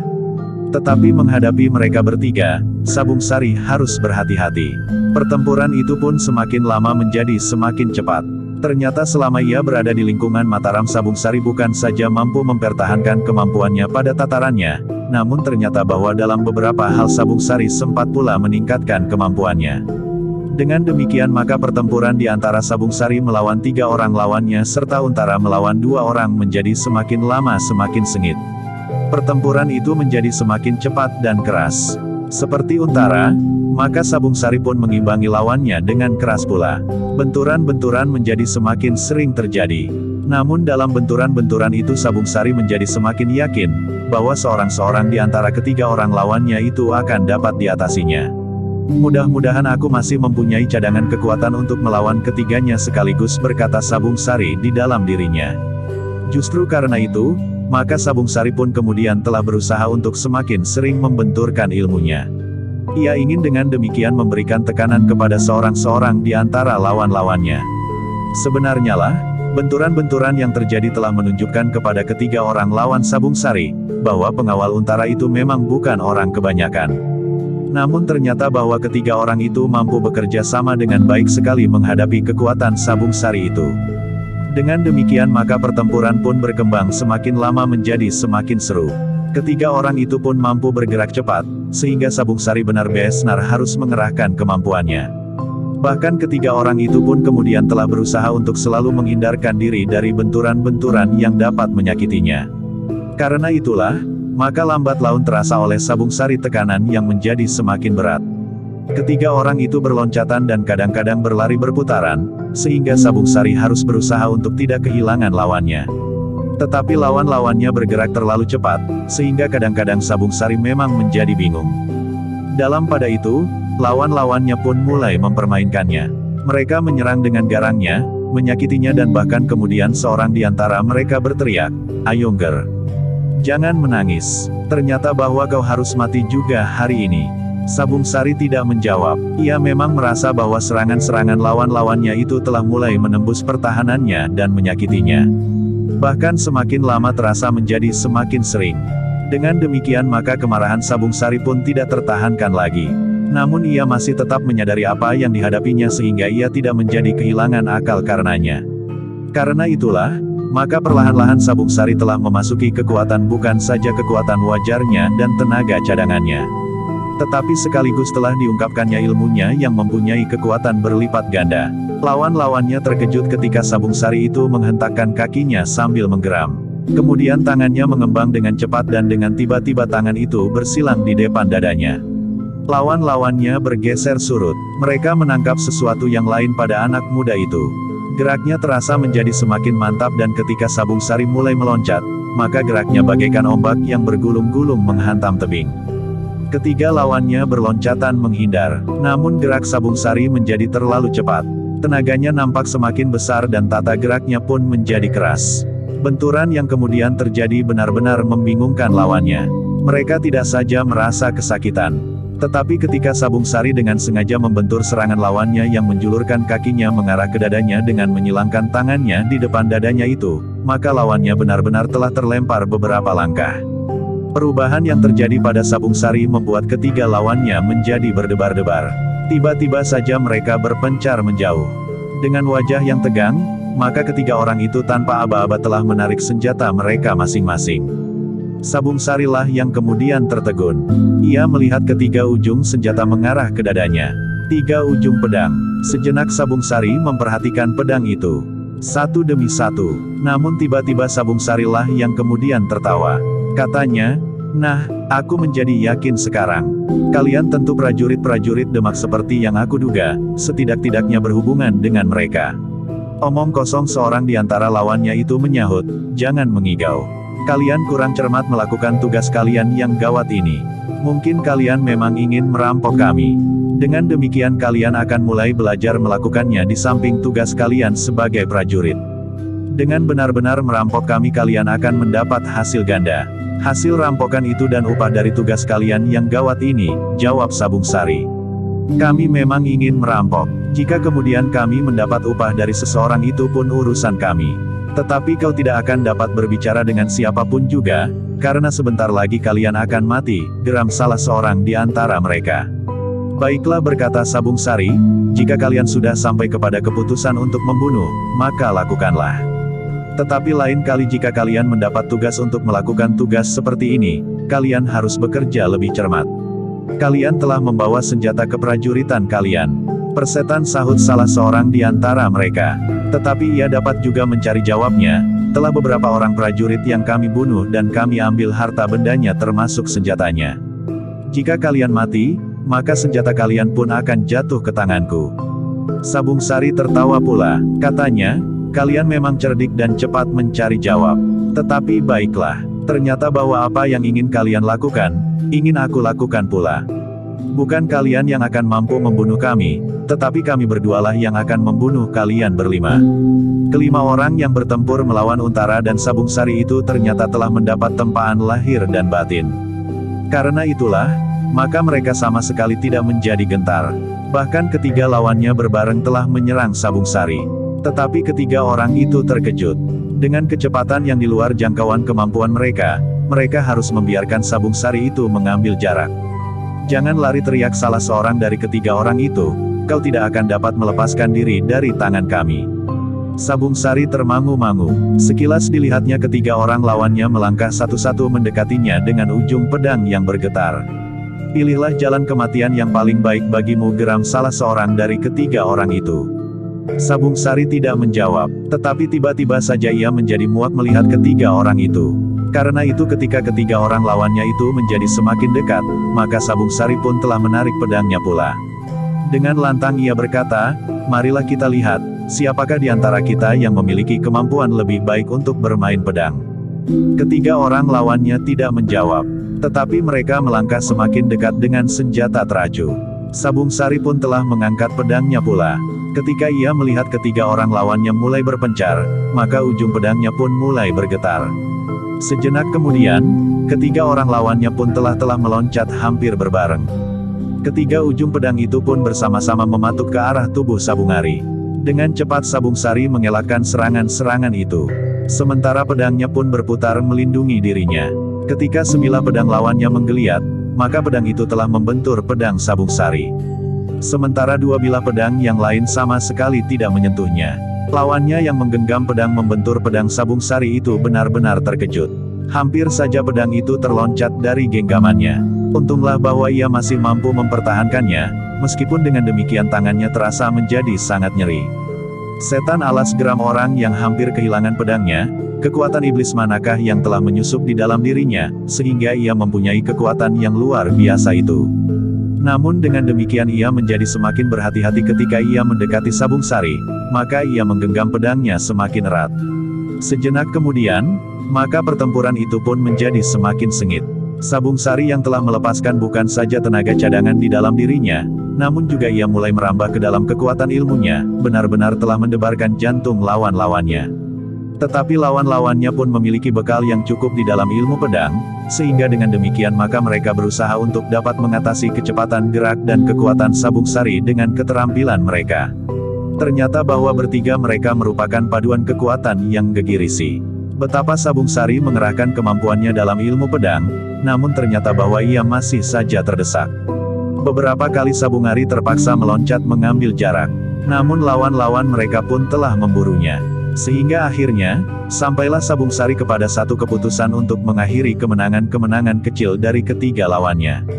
Karena itu, maka Sabung Sari telah berusaha untuk mendapatkan kesempatan mengambil jarak yang cukup. Dengan menghentakkan kemampuannya dalam ilmu pedang, ia berusaha untuk membuka kesempatan itu.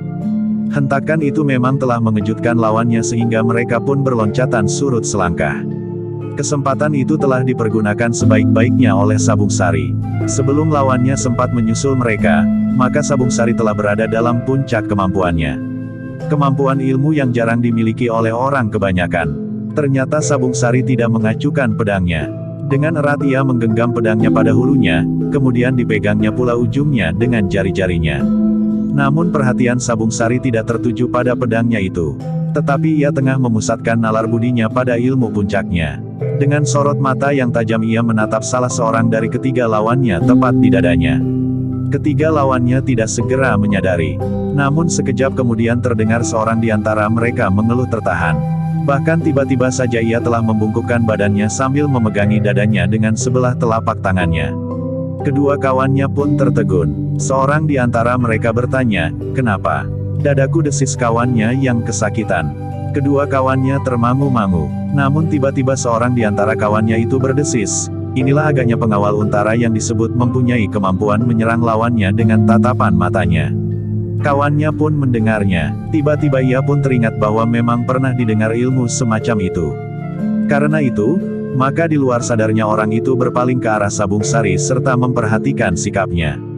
Tidak salah lagi desisnya, ia memandang dengan kemampuan ilmunya yang jarang ada duanya. Matanya yang bagaikan menyala serta sikapnya yang mematung dalam pemusatan kemampuan. Kita harus mencegahnya, berkata yang lain. Dengan serta-merta, maka kedua orang itu pun telah berloncatan memencar. Keduanya berusaha untuk menyerang Sabung Sari dari dua arah. Jika Sabung Sari sempat menyerang seorang di antara mereka, maka yang lain akan dapat memecah pemusatan ilmunya itu. Tetapi Sabung Sari tidak segera bergerak. Ia masih memancarkan ilmu ke arah lawannya yang seakan-akan telah kehabisan tenaga, karena tatapan mata Sabung Sari bagaikan memeras segenap isi dadanya sampai mengering. Ia ingin mengurangi seorang dari kedua lawannya tidak hanya untuk sementara. Namun Sabung Sari harus memperhatikan juga serangan yang datang. Karena itu, maka ia pun harus melepaskan sasarannya ketika kedua orang lawannya menyerangnya. Dengan tangkas Sabung Sari meloncat. Sementara itu demikian ia melepaskan ilmu yang mencengkam dada lawannya, maka lawannya itu benar-benar sudah tidak berdaya. Meskipun ia masih dapat bertahan untuk berdiri sambil memegang pedangnya, tetapi ketika ia berusaha untuk melangkah, rasa-rasanya kakinya menjadi seberat bandul timah.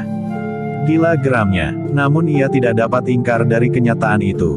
Seakan-akan ia telah terbelenggu oleh kesakitan yang sangat di dalam dadanya. Dengan demikian, sebagaimana dikehendaki oleh Sabung Sari, maka lawannya yang seorang itu pun telah kehilangan kemampuannya untuk ikut bersama kawan-kawan bertempur melawannya sehingga lawannya pun tinggal menjadi dua orang. Karena itu maka Sabung Sari merasa bahwa ia akan mampu melawan keduanya tanpa mempergunakan ilmu puncaknya yang jarang sekali dipergunakannya itu, jika ia tidak tersudut dalam keadaan yang paling sulit. Dengan ilmu pedangnya serta kemampuan tenaga cadangan yang ada di dalam dirinya, maka Sabung Sari pun kemudian melayani kedua lawannya. Ketangkasan dan keterampilannya bergerak dengan pedang di tangan membuat kedua lawannya kadang-kadang kehilangan kesempatan untuk menyerang. Tata gerak Sabung Sari seakan-akan menjadi semakin cepat dan ujung pedangnya pun menyambar-nyambar semakin mengerikan. Kedua orang itu pun kemudian telah didesak oleh kesulitan yang semakin menekan. Keduanya tidak berhasil bermain sebagaimana ketika mereka masih bertiga. Dengan hanya berdua, maka Sabung Sari mendapat lebih banyak kesempatan bukan saja untuk bertahan, tetapi juga untuk menyerang. Namun ternyata Sabung Sari tidak dapat dengan cepat menyelesaikan kedua lawannya itu meskipun kadang-kadang ia berhasil mendesaknya. Apalagi kedua orang itu nampaknya memiliki kekuatan untuk bertahan serta tenaga yang cukup panjang. Dalam pada itu, maka Untara pun telah bertempur dengan sekuat tenaganya. Ternyata Ki Tumenggung Wiladipa tidak menunjuk orang kebanyakan untuk menyelesaikan tugas yang sangat penting itu. Pemimpin dari kelima orang itu yang bertempur melawan Untara, adalah seorang yang memiliki kemampuan dan pengalaman yang sangat luas, sehingga dengan demikian, berdua dengan seorang kawannya mereka merupakan kekuatan yang sangat sulit untuk diatasi oleh Untara. Bahkan Untara harus mengakui, bahwa kedua orang itu adalah orang-orang pilihan yang ditunjuk oleh Ki Tumenggung Wiladipa. Namun kedua orang itu pun tidak terlalu mudah untuk menghabisi Untara. Untara pun memiliki ilmu dan pengalaman yang sangat luas. Meskipun ia lebih banyak menitik beratkan kemampuannya dalam olah gelar di peperangan, namun secara pribadinya ia memiliki ilmu yang mapan. Dengan demikian maka pertempuran antara Untara dan kedua lawannya pun nampaknya akan berlangsung dalam waktu yang lama. Bahkan tidak segera dapat diramalkan siapakah di antara kedua belah pihak itu yang akan menang. Melihat hal itu, maka Sabung Sari pun kemudian berniat untuk dengan cepat menyelesaikan kedua lawannya, sehingga kekalahan mereka tentu akan berpengaruh juga bagi kedua lawan Untara yang bertempur dengan garangnya. Dengan demikian, maka kembali Sabung Sari terpaksa mempergunakan ilmu puncaknya. Ia tidak lagi ingin bermain-main terlalu lama. Karena itu, maka sekali lagi Sabung Sari meloncat mengambil jarak. Dengan pemusatan nalar budinya, maka ia telah menghimpun dan menyerang lawannya dengan kekuatan sorot dari matanya. Serangan itu sebagaimana terhadap orang yang pertama, benar-benar melumpuhkan seorang dari kedua lawannya. Bahkan demikian kerasnya Sabung Sari meremas isi dada orang itu dengan ilmunya, maka orang itu pun telah jatuh terjerembab. Dengan keluhan panjang ia menggeliat. Kesakitan yang sangat telah mencengkam jantungnya. Tetapi serangan Sabung Sari terhenti ketika lawannya yang tersisa meloncat menyerangnya dengan ujung pedangnya. Sabung Sari terpaksa meloncat menghindar. Dengan pedangnya pula ia menangkis serangan lawannya itu. Untuk beberapa saat Sabung Sari bertempur seorang melawan seorang. Kedua orang lawan Sabung Sari yang lain telah tidak mampu lagi untuk melawan. Meskipun perasaan sakitnya terasa menyusut ketika serangan sorot mata Sabung Sari lepas dari jantung mereka, namun tenaga mereka terasa telah surut pula sampai ke dasarnya. Melawan bertiga maka Sabung Sari memang mengalami kesulitan dalam ilmu pedang. Tetapi kini lawannya tinggal seorang saja. Dengan demikian maka Sabung Sari pun telah menekan lawannya dengan serangan-serangan beruntun yang mematikan, tanpa mempergunakan ilmu puncaknya. Lawan Sabung Sari yang tinggal bertempur sendiri itu mengalami kesulitan. Ia harus melihat kenyataan itu. Ilmunya tidak dapat mengimbangi ilmu Sabung Sari jika ia bertempur sendiri. Tetapi ternyata Sabung Sari benar-benar ingin segera menyelesaikan lawannya. Tanpa harus melepaskan ilmu puncaknya, maka Sabung Sari telah mendesak tawannya sampai ke tanggul parit pinggir jalan. Pada saat yang sulit itu lawannya berusaha untuk meloncati parit menghindari serangan Sabung Sari. Namun ternyata Sabung Sari bergerak lebih cepat. Demikian lawannya itu sampai ke seberang parit. Maka ujung pedang Sabung Sari telah tergores di tubuh lawannya, sehingga kulit dan dagingnya telah terkoyak karenanya. Terdengar orang itu mengadu tertahan. Sementara orang itu belum mampu memperbaiki keadaannya, maka ujung pedang Sabung Sari telah mematuk pundaknya pula. Sekali lagi terdengar orang itu mengadu. Namun tubuhnya pun kemudian telah menjadi merah oleh darah. Ketika Sabung Sari telah siap untuk menyerangnya lagi, maka niat itu pun dibatalkannya, karena ia melihat lawannya itu tidak mampu lagi mengangkat pedangnya untuk menangkis serangannya. Bahkan kemudian ia pun terhuyung-huyung dan jatuh di sawah. Sabung Sari menarik nafas dalam-dalam. Ketiga lawannya benar-benar telah dilumpuhkan, sehingga mereka tidak akan mampu berbuat apa-apa lagi. Sabung Sari membiarkan lawannya berusaha untuk berbuat sesuatu bagi dirinya sendiri. Namun sementara itu, ia pun mulai memperhatikan Untara dengan dua orang lawannya. Untara yang telah bertempur dengan senjatanya, benar-benar harus memeras segenap tenaga dan kemampuannya. Pemimpin dari kelima orang yang berusaha membunuhnya itu benar-benar seorang yang memiliki kemampuan yang tinggi. Karena itu, maka menghadapi kedua orang itu, Untara memang mengalami kesulitan. Semakin lama semakin ternyata bahwa Untara memang terdesak. Sabung Sari termangu-mangu sejenak, tetapi ia pun mengerti bahwa Untara tidak akan dapat bertahan terlalu lama menghadapi kedua orang itu. Keduanya bertempur semakin lama semakin keras dan kasar, sementara nafas Untara yang telah memeras segenap kemampuannya untuk mengimbangi kecepatan dan kekerasan kedua orang lawannya itu pun mulai memburu, sehingga tenaganya mulai susut. Pemimpin orang-orang yang berusaha membunuhnya itu merasakan juga bahwa perlawanan Untara menjadi semakin surut. Tetapi orang itu mengumpat tiada habis-habisnya ketika diketahuinya ketiga orang kawannya yang bertempur melawan Sabung Sari telah dikalahkannya.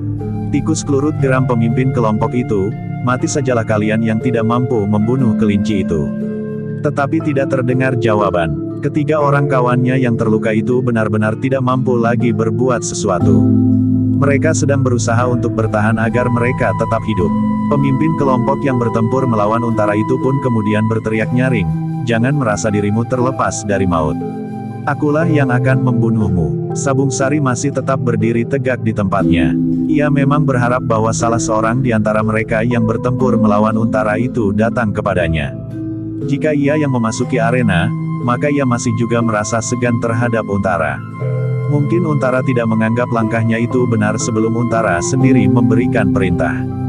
Tetapi jika salah seorang itu dengan kehendaknya sendiri datang kepadanya, persoalannya akan berbeda. Dalam pada itu, maka pemimpin kelompok yang menganggap bahwa kekuatan untara sudah susut, telah berkata kepada kawannya, "Tahan orang ini. Aku akan membunuh anak setan itu. Baru kemudian aku akan membunuh untara." Kawannya yang bertempur bersamanya itu pun telah mengambil seluruh perlawanan terhadap untara, karena pemimpinnya itu pun telah meloncat meninggalkannya. Dalam pada itu, Sabung Sari pun telah bersiap pula. Tetapi ia benar-benar sudah merasa jemu menghadapi perkelahian itu. Karena itu, ia pun telah memutuskan untuk dengan cepat mengakhiri pertempuran. Dengan demikian, maka ia tidak menunggu pemimpin kelompok itu mendekatinya. Ia harus menyelesaikannya. Ia sudah tidak ingin lebih banyak membuang tenaga lagi dalam arena pertempuran yang menjemukan itu. "Kami harus segera sampai ke Mataram," berkata Sabung Sari di dalam hatinya sambil berdiri tegak. Pada saat pemimpin kelompok itu berlari ke arahnya, maka Sabung Sari telah melepaskan ilmu puncaknya. Ditatapnya pemimpin kelompok yang menyerangnya itu dengan ketajaman sorot matanya. Dan lewat sorot matanya itu Sabung Sari pun telah menyerang pula langsung meremas isi dada lawannya. Terasa dada orang yang berlari menyerang Sabung Sari itu bagaikan dihantam batu. Kemudian rasa-rasanya jantungnya telah terhimpit oleh kekuatan yang tidak terlawan. Pemimpin kelompok itu menyeringai menahan sakit. Namun ternyata bahwa ia memiliki daya tahan yang cukup besar. Dalam keadaan yang sulit itu ia menghentakkan sisa kekuatannya meloncat ke darah. Sekali ia berputar di udara. Kemudian melenting tepat di hadapan Sabung Sari sambil menebaskan pedangnya. Sabung Sari terkejut, tetapi ia sempat melepaskan serangannya untuk meloncat menghindar. Dengan demikian maka pedang itu sama sekali tidak menyentuhnya. Pemimpin kelompok itu masih berusaha menahan sakit di dadanya. Namun ketika Sabung Sari melepaskan serangannya karena ia harus meloncat menghindar, maka terasa dada orang itu menjadi agak lapang. Batu yang menghimpit jantungnya seakan-akan telah terangkat. Orang itu pun kemudian menyadari bahwa ia berhadapan dengan ilmu yang sangat dahsyat, yang dilepaskan lewat sorot mata anak muda yang dihadapinya. Itulah sebabnya, maka ketiga orang yang bertempur melawannya telah tidak berdaya, katanya di dalam hati. Dengan demikian, maka pemimpin kelompok itu harus bertindak cepat. Ia harus bertempur pada jarak yang pendek, sehingga lawannya itu tidak sempat mempergunakan ilmunya yang tidak terlawan itu. Karena itu, sebelum serangan itu mencengkam dadanya lagi, maka ia pun telah menghentakkan kemampuannya. Meskipun dadanya masih terasa sakit, ternyata orang itu memang tangkas. Pada saat Sabung Sari bersiap untuk melepaskan ilmunya, maka orang itu telah menjulurkan pedangnya ke arah jantung anak muda itu. Sabung Sari memang tidak sempat berbuat banyak dengan ilmunya yang tidak terlawan itu. Demikian ujung pedang itu hampir menyentuh dadanya, maka ia pun segera mengelak. Tetapi lawannya telah memburunya. Dengan perhitungan yang matang, maka ia pun berusaha untuk tetap bertempur pada jarak yang pendek. Sabung Sari memang tidak sempat mempergunakan sorot matanya. Tetapi ia pun mampu bermain pedang dengan baik. Karena itu, maka ia pun dengan tangkas pula telah melawan setiap serangan dengan ilmu pedangnya pula. Bahkan ternyata bahwa ilmu pedang Sabung Sari tidak segera dapat diatasinya. Namun Sabung Sari pun tidak membiarkan dirinya dibelenggu oleh pertempuran dalam jarak yang pendek itu sehingga ia kehilangan kesempatan untuk menghancurkan lawannya dengan sorot matanya. Karena itu sambil bertempur Sabung Sari berusaha untuk mencari jalan, agar ia dapat mempergunakan ilmu puncaknya yang akan dapat mengakhiri pertempuran itu. Dengan ilmu pedangnya, Sabung Sari agaknya sulit untuk segera dapat menyelesaikan lawannya, karena ternyata lawannya itu adalah orang pilihan. Orang yang memang sudah dipersiapkan dengan perhitungan yang cermat oleh Ki Tumenggung Wiladipa. Sementara itu, tugas Untara menjadi lebih ringan karenanya. Sepeninggal seorang di antara kedua lawannya, maka tugasnya rasa-rasanya akan cepat dapat diselesaikan. Lawannya yang tinggal tidak memiliki kemampuan sebagaimana pemimpin kelompok itu yang ternyata karena kemarahannya tengah berusaha untuk membunuh Sabung Sari setelah ketiga orang kawannya dilumpuhkan oleh orang yang ternyata memiliki ilmu yang gegirisi itu. Dengan kemampuan ilmu pedangnya, maka Untara dengan cepat dapat menguasai lawannya. Meskipun lawannya itu bekerja keras, namun ternyata bahwa kemampuannya tidak akan dapat mengimbangi kemampuan Untara. Karena itu, maka untuk beberapa saat orang itu terpaksa berloncatan surut untuk mengambil jarak dalam usahanya memperbaiki keadaannya. Namun ternyata bahwa ia benar-benar dalam kesulitan. Pemimpin yang melihat keadaannya mengumpat kasar. Dengan nada keras ia berteriak, "Tikus dungu, bunuh orang itu, atau setidak-tidaknya bertahanlah sampai aku membunuh kelinci ini." Kawannya tidak menjawab, tetapi keringat mulai mengaliri seluruh tubuhnya. Kegelisahan yang mencengkam jantungnya, membuatnya menjadi semakin bingung menghadapi ilmu pedang Untara. Sementara itu Sabung Sari pun masih berusaha untuk dapat mengalahkan lawannya. Dengan kemampuan ilmu pedangnya, maka akan sulit baginya untuk dengan cepat mengakhiri pertempuran itu. Namun lawannya yang menyadari kemampuannya, berusaha untuk selalu bertempur pada jarak pendek. Tetapi akhirnya usaha Sabung Sari itu pun dapat juga dilakukan. Ketika ia menghentakkan ilmunya dengan tiba-tiba, mendesak lawannya bagaikan arus badai yang menerpa rimbunnya dedaunan, maka lawannya telah terdesak beberapa langkah surut. Sabung Sari masih sempat memburunya dengan hentakan-hentakan kemampuannya selagi lawannya belum sempat memperbaiki keadaannya. Namun ketika ia berhasil sekali lagi mendesak lawannya, maka ia tidak lagi memburunya. Dengan perhitungan yang cermat, maka Sabung Sari telah melemparkan pedangnya ke arah tubuh lawannya. Lemparan pedang itu sama sekali tidak diduganya demikian cepatnya, sehingga lawannya sesaat kehilangan waktu untuk mengatasinya. Tetapi dengan gerak naluriah, pemimpin kelompok itu berusaha menangkis serangan yang tidak pernah diperhitungkannya itu. Pada kesempatan itulah, Sabung Sari yang telah melepaskan senjatanya mempunyai kesempatan sekejap untuk membangunkan ilmunya. Selagi lawannya masih dicengkam oleh kejutan karena serangan yang tidak disangkanya itu, maka Sabung Sari telah mendapat kesempatan untuk menyerang lawannya. Sabung Sari sadar, jika ia gagal, maka ia tentu akan mengalami banyak kesulitan karena ia sudah melepaskan pedangnya. Namun ternyata perhitungan Sabung Sari yang cermat itu mampu mengatasi keadaan. Selagi lawannya berusaha untuk memperbaiki keadaannya, maka serangan sorot mata Sabung Sari telah mencengkamnya. Sabung Sari tidak mau melepaskan kesempatan itu. Karena itulah maka Sabung Sari benar-benar telah mengerahkan segenap kemampuan ilmunya yang gegirisi itu. Ilmu yang sulit dicari bandingannya. Ternyata bahwa puncak ilmu Sabung Sari yang dilontarkan dengan dorongan segenap kemampuan yang ada padanya telah membangkitkan kekuatan yang tiada taranya. Serangan yang langsung mengarah ke dada lawannya itu benar-benar telah mencengkamnya dan rasa-rasanya bagaikan meremas jantung. Pemimpin kelompok itu telah mengerahkan segenap daya tahannya. Ia ingin mengulangi caranya mengatasi serangan Sabung Sari itu. Tetapi ia tidak mempunyai waktu untuk ancang-ancang. Ia tidak sempat melenting dan berputar di udara, karena kekuatan cengkaman ilmu Sabung Sari yang dilontarkannya telah berhasil menguasai dan seakan-akan melumatkan seluruh isi dadanya. Meskipun demikian dengan sisa tenaganya, pemimpin kelompok itu terlatih-tatih melangkah ke arah Sabung Sari yang berdiri tegak dengan tangan bersilang di dadanya. Pemimpin kelompok itu masih juga mengacukan senjatanya yang bergetar. Tetapi Sabung Sari benar-benar tidak mau gagal. Dikerahkannya segenap kemampuan ilmunya. Ia harus menahan lawannya agar tidak dapat mencapainya dan menghujamkan pedangnya ke dadanya. Dua kekuatan telah berbenturan. Sabung Sari berusaha untuk menghancurkan isi dada lawannya, sementara lawannya mengerahkan kemampuan daya tahannya dalam usahanya terakhir. Jika ia mampu mencapai lawannya dan melukainya dengan pedangnya, maka serangan dengan sorot matanya itu pun akan pudar dengan sendirinya. Selangkah demi selangkah pemimpin kelompok itu maju dengan pedang teracu. Sementara itu, Sabung Sari benar-benar telah melepaskan segenap kemampuan yang ada di dalam dirinya untuk menahan langkah lawannya. Pemimpin kelompok itu telah mengerahkan segenap sisa tenaganya sambil menyeringai menahan sakit yang semakin lama semakin dalam menusuk dadanya. Jarak keduanya pun menjadi semakin pendek. 2 langkah lagi, maka ujung pedang itu akan dapat menggapai tubuh Sabung Sari. Sementara itu Sabung Sari sama sekali tidak berkisar dari tempatnya. Ia sudah bertekad untuk menyelesaikan lawannya apapun yang terjadi dengan dirinya. Sabung Sari menyadari bahwa jika pedang itu menggapainya, mungkin ia akan kehilangan kesempatan untuk selanjutnya. Karena itu, ia harus menghentikan langkah lawannya itu.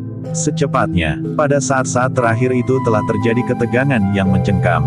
Keduanya telah mengerahkan kemampuannya untuk dapat mengatasi keadaan yang semakin gawat bagi keduanya. Dengan sisa kekuatan yang terakhir, pemimpin kelompok itu berhasil melangkah selangkah maju. Pedangnya terasa menjadi sangat berat, seberat bongkah-bongkah batu hitam. Namun orang itu berhasil menggerakkan tangannya dan mengangkat pedangnya. Selangkah lagi ia berusaha untuk maju sambil mengayunkan pedangnya. Orang itu berhasil mengangkat kakinya dan menyeretnya maju. Namun pada saat terakhir, ternyata ia tidak mampu lagi bertahan melawan kesakitan yang tiada taranya yang mencengkam seluruh isi dadanya. Sabung Sari tidak berusaha untuk mengelakkan diri. Ia tidak melepaskan sasarannya meskipun ia tahu, jika sasarannya itu berhasil maju selangkah, maka pedangnya akan dapat menggapainya. Namun orang itu ternyata gagal pada langkah yang terakhir. Bahkan orang itu pun tidak lagi mampu bertahan untuk tegak. Karena itu, maka ia pun kemudian telah jatuh tertelungkup.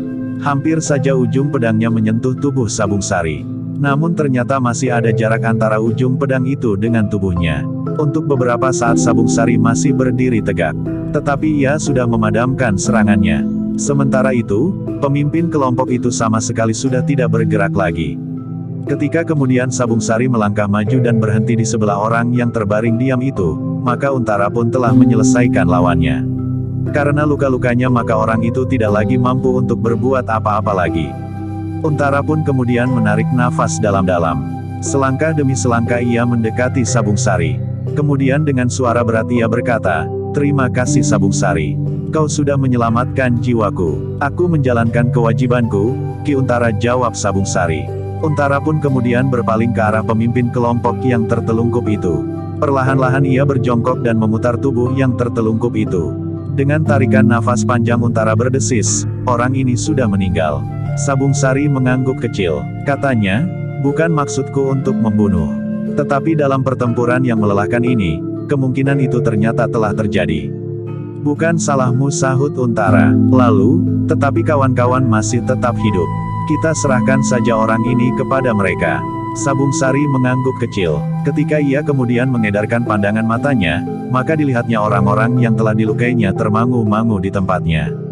Bahkan orang yang dilukainya dengan pedang telah sempat menaburkan obat pada lukanya itu sehingga menahan arus darah yang mengalir keluar. Sabung Sari pun kemudian berdiri ketika Untara bangkit pula. Dengan suara lantang Untara berkata, "Orang ini telah mati. Agaknya orang inilah yang memegang perintah atas kalian. Selenggarakan mayatnya sebaik-baiknya. Kalian yang masih hidup dapat memberikan laporan kepada Ki Tumenggung Wiladipa, apa yang telah terjadi. Mengaku atau tidak mengaku, maka kalian adalah orang-orangnya." Orang-orang itu hanya termangu-mangu saja. Tidak seorang pun yang menjawab. "Sekarang baiklah kami meneruskan perjalanan kami. Jangan menyesal bahwa kami telah menyakiti kalian, bahkan membunuh pemimpin kalian," berkata Untara kemudian. Orang-orang itu masih saja terdiam. Mereka menyaksikan dengan pandangan kosong, Untara dan Sabung Sari pergi ke kudanya, setelah Sabung Sari mengambil pedangnya yang dilemparkannya kepada lawannya. Demikian keduanya meloncat ke punggung kuda, maka Untara berkata, "Kami minta diri. Salam kami buat Ki Tumenggung Wiladipa." Orang-orang yang terluka itu tidak juga menjawab. Mereka memandang saja kuda yang ditumpangi Untara dan Sabung Sari bergerak. Kemudian lari meninggalkan tempat itu. Orang-orang itu pun kemudian bagaikan terbangun dari sebuah mimpi yang menakutkan. Mereka merasa bimbang, apakah benar bahwa mereka masih tetap hidup? Bahkan Untara dan Sabung Sari itu tidak membunuh mereka sama sekali. Namun kemudian orang-orang itu pun yakin bahwa mereka ternyata masih tetap hidup. Mereka kemudian semakin merasakan gigitan sakit yang mencengkam dadanya, sementara yang terluka pun telah disengat pula oleh perasaan pedih dan nyeri. Tetapi mereka masih mempunyai kewajiban menyelenggarakan mayat pemimpinnya yang terbunuh di pertempuran itu. Mereka mengetahui dengan pasti, siapakah kita sebenarnya, berkata salah seorang di antara mereka. "Kami tidak dapat ingkar lagi. Hanya dengan membunuh mereka rahasia ini tidak akan diketahui oleh orang-orang Mataram. Namun kita sudah gagal, dan orang-orang Mataram akan semakin yakin peranan apakah sebenarnya yang dimainkan oleh Ki Tumenggung Wiladipa," berkata yang lain. Kawannya mengangguk-angguk. Katanya, "Bukan salah kita. Tetapi memang nasib kitalah yang buruk. Kenapa Untara dan pengawalnya tidak memilih jalan lain, sehingga orang lainlah yang mendapat pekerjaan yang sangat sulit dan ternyata tidak berhasil kami lakukan dengan baik ini. Mungkin orang-orang lain yang ditempatkan di jalan-jalan yang menuju ke Mataram dapat menyalahkan kita. Tetapi sebaiknya pada suatu saat mereka bertemu pula dengan Untara dan pengawalnya itu. Yang lain hanya mengangguk-angguk saja. Namun kemudian mereka pun tidak dapat berbuat lain kecuali orang-orang yang dadanya dicengkam oleh perasaan nyeri, merasa semakin lama menjadi semakin baik, setelah mereka berhasil mengatur pernafasan mereka dengan leluasa. Namun bagaimanapun juga mereka merasa heran, bahwa Untara dan pengawalnya ternyata tidak membunuh mereka dan membiarkan mayat mereka berserakan di pinggir jalan itu. Tetapi hanya seorang di antara mereka yang dibunuh. Orang yang dianggap bertanggung jawab atas rencana pembunuhan itu di samping Ki Wiladipa sendiri. Sementara itu, Untara dan Sabung Sari telah berpacu semakin jauh. Mereka langsung menuju ke Mataram. Tidak ada rencana Untara untuk singgah barang sebentar di Jati Anom. Mereka ingin segera menghadap Panembahan Senapati untuk menyampaikan hasil tugas yang mereka lakukan di Pajang. Perjalanan selanjutnya tidak ada hambatan lagi. Sehingga keduanya memasuki pintu gerbang istana Panembahan Senapati. Kami ingin segera menghadap, berkata Untara kepada para petugas. Biarlah permohonan itu disampaikan kepada Panembahan Senapati, jawab pemimpin para prajurit yang bertugas itu. Sejenak kemudian ternyata bahwa Panembahan Senapati tidak berkeberatan menerima Untara dan Sabung Sari menghadap. Bahkan Panembahan Senapati sendiri juga ingin segera mendengar apa yang diperoleh Untara di Pajang. Ketika Untara dan Sabung Sari telah berada di serambi samping menghadap longkangan, maka Panembahan Senapati pun segera hadir pula. Serambi itu adalah tempat Panembahan Senapati menerima tamu-tamunya yang tidak resmi. Atau justru tamu-tamu yang khusus seperti Untara pada waktu itu. Kau berhasil mengenali orang yang bernama Wiladipa itu? Bertanya Panembahan Senapati. Iya Panembahan, hamba dapat mengenalinya, hamba dapat berbicara serba sedikit, jawab Untara. Kita akan memberitahukannya pula kepada Kiai Gringsing yang kembali ke tanah perdikan menoreh. Tidak ke Jati Anom, berkata Panembahan Senapati. Hamba akan bersedia menyampaikan kepada orang tua itu, berkata Untara. Nah, sekarang katakan tentang hasil perjalananmu. Namun sebaiknya aku memohon Paman Juru Martani ikut mendengarkannya, berkata Panembahan Senapati itu. Dengan demikian, maka Ki Juru pun telah diundang pula untuk ikut mendengarkan hasil kepergian Untara ke Pajang bersama Sabung Sari. Untara pun menceritakan apa yang telah dilihat, didengar dan dialaminya. Meskipun Untara tidak dapat menyebut dengan terperinci tentang Ki Tumenggung Wiladipa, namun serba sedikit Panembahan Senapati dapat membayangkan, wujud dan peranan apakah yang telah dilakukan oleh Ki Tumenggung Wiladipa. Demikian Untara selesai dengan ceritanya, maka Panembahan Senapati pun telah menarik nafas dalam-dalam. Katanya, seorang yang pantas untuk menjadi perhatian pada masa yang kemelut ini. Lalu ia pun bertanya kepada Ki Juru, bagaimana pendapat Paman? Seorang yang memang sangat menarik perhatian, jawab Ki Juru. Lalu, sayang sekali bahwa Demak saat ini masih belum mendapatkan seorang adipati yang mapan. Pemangku jabatan Adipati Demak agaknya tidak kuasa mengendalikan tingkah laku Ki Tumenggung Wiladipa. Bahkan sebelumnya Wiladipa bukan seorang tumenggung. Karena pokalnya, maka akhirnya ia mendapatkan kedudukannya dan bahkan kesempatan untuk berada di Pajang. Seharusnya Adimas Adipati Pajanglah yang berada di Demak. Tetapi dari beberapa pertimbangan, maka ia telah berada di Pajang. Tanpa persetujuanku, maka ia telah menerima beberapa orang Demak untuk membantunya memerintah. Namun agaknya di antara orang-orang Demak itu telah disisipi seorang Wiladipa, berkata Panembahan Senapati. Angger jangan membiarkan hal itu berlarut-larut. Perbuatannya harus dihentikan, berkata Ki Juru. Apakah yang sebaiknya kita lakukan Paman? Bukankah persoalan hubungan antara Pajang dan Mataram sendiri masih belum baik, karena pusaka-pusaka yang seharusnya dipindahkan ke Pajang itu dipertahankan? Bertanya Panembahan Senapati. Ia jawab Ki Juru, sebaiknya kita memang berbicara dengan Kiai Gringsing. Ia adalah salah seorang yang mempunyai jalur urutan darah Majapahit. Mungkin ia mempunyai pendapat yang dapat kita pertimbangkan. Aku sependapat Paman. Tetapi bagaimana dengan pendapat Paman sendiri, berkata Senapati? Apakah dengan alasan kita akan mengambil pusaka-pusaka yang ada di Pajang, maka kita serang Pajang? Jangan tergesa-gesa mengambil kesimpulan seperti itu, angger Panembahan. Dengan demikian, maka seakan-akan angger menjadi sewenang-wenang. Jadi alasan apakah yang dapat kita ambil? Bertanya Panembahan Senapati. Apakah kita akan membiarkan saja tingkah laku Adimas Adipati Pajang yang sudah dipengaruhi oleh Ki Tumenggung Wiladipa itu? Ki Juru termangu-mangu sejenak. Lalu katanya, angger Panembahan. Mungkin Angger dapat mempertimbangkan, apalagi kelak jika Kiai Gringsing sudah datang, bahwa Angger berwenang menuntut terhadap orang yang telah berusaha mencelakai utusan Angger Panembahan. Sebagai utusan Panembahan Senapati di Mataram yang berkuasa pula atas Pajang, maka tindakan salah seorang pemimpin di Pajang itu sangat tercela. Maka sepantasnya lah orang yang telah berusaha mencelakai utusan yang mengemban perintah Panembahan Senapati itu dihukum. Panembahan Senapati merenung sejenak, namun kemudian ia pun mengangguk-angguk.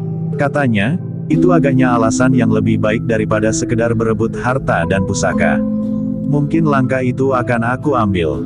Bicarakan dengan Kiai Gringsing, minta Ki Juru. Ya Paman, aku akan membicarakannya. Untara akan segera memanggilnya. Meskipun ia baru saja kembali dari Mataram, biarlah ia pergi lagi ke Mataram, karena persoalannya adalah persoalan yang menurut aku cukup penting, desis Panembahan Senapati.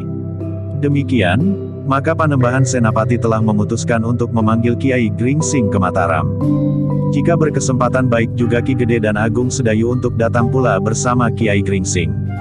Tetapi Panembahan Senapati mengerti, bahwa Untara agaknya sangat letih hari itu, karena ia harus bertempur melawan orang-orang yang agaknya telah dipasang oleh Tumenggung Wiladipa untuk membunuhnya.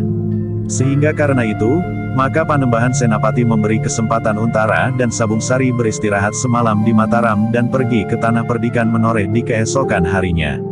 Sebenarnya lah malam itu Untara dan Sabung Sari benar-benar dapat beristirahat dengan tidur nyenyak. Setelah beberapa saat di Pajang ia mengalami ketegangan-ketegangan di Mataram. Untara dan Sabung Sari sama sekali tidak mencemaskan sesuatu terjadi atas mereka sehingga dengan tenang keduanya dapat tidur nyenyak hampir semalam suntuk. Pagi-pagi benar di keesokan harinya, keduanya telah pergi ke Tanah Perdikan menoreh untuk menjemput Kiai Gringsing serta apabila tidak berkeberatan Ki Gede dan Agung Sedayu. Perjalanan Untara sama sekali tidak menemui hambatan apapun juga. Hari itu ia sampai ke Tanah Perdikan menoreh bersama Sabung Sari, maka ia pun langsung mempersilahkan Kiai Gringsing, Ki Gede dan Agung Sedayu untuk pergi ke Mataram. Apakah Angger Untara tidak akan beristirahat di Tanah Perdikan? Bertanya Ki Gede. Terima kasih Ki Gede. Agaknya Panembahan Senapati ingin segera membicarakan persoalan ini.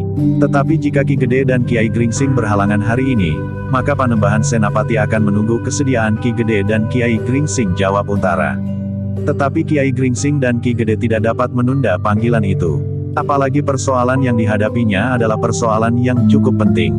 Karena itu, maka setelah beristirahat sejenak dan menjamu Untara dan Sabung Sari, maka Kiai Gringsing, Ki Gede dan Agung Sedayu pun telah pergi ke Mataram bersama dengan Untara dan Sabung Sari. Apakah Angger Untara tidak letih hari ini? Bertanya Kiai Gringsing. Semalam aku tidur semalam suntuk, jawab Untara, karena itu hari ini aku merasa sangat segar. Kiai Gringsing tersenyum. Ia percaya, bahwa Untara memang tidak letih pada hari itu, selelah semalam ia beristirahat sepenuhnya. Hari itu juga, Kiai Gringsing, Ki Gede dan Agung Sedayu telah menghadap Panembahan Senapati yang menunggu mereka bersama Ki Juru Martani. Hamba mohon maaf Panembahan, bahwa kedatangan hamba terlambat sekali, berkata Kiai Gringsing.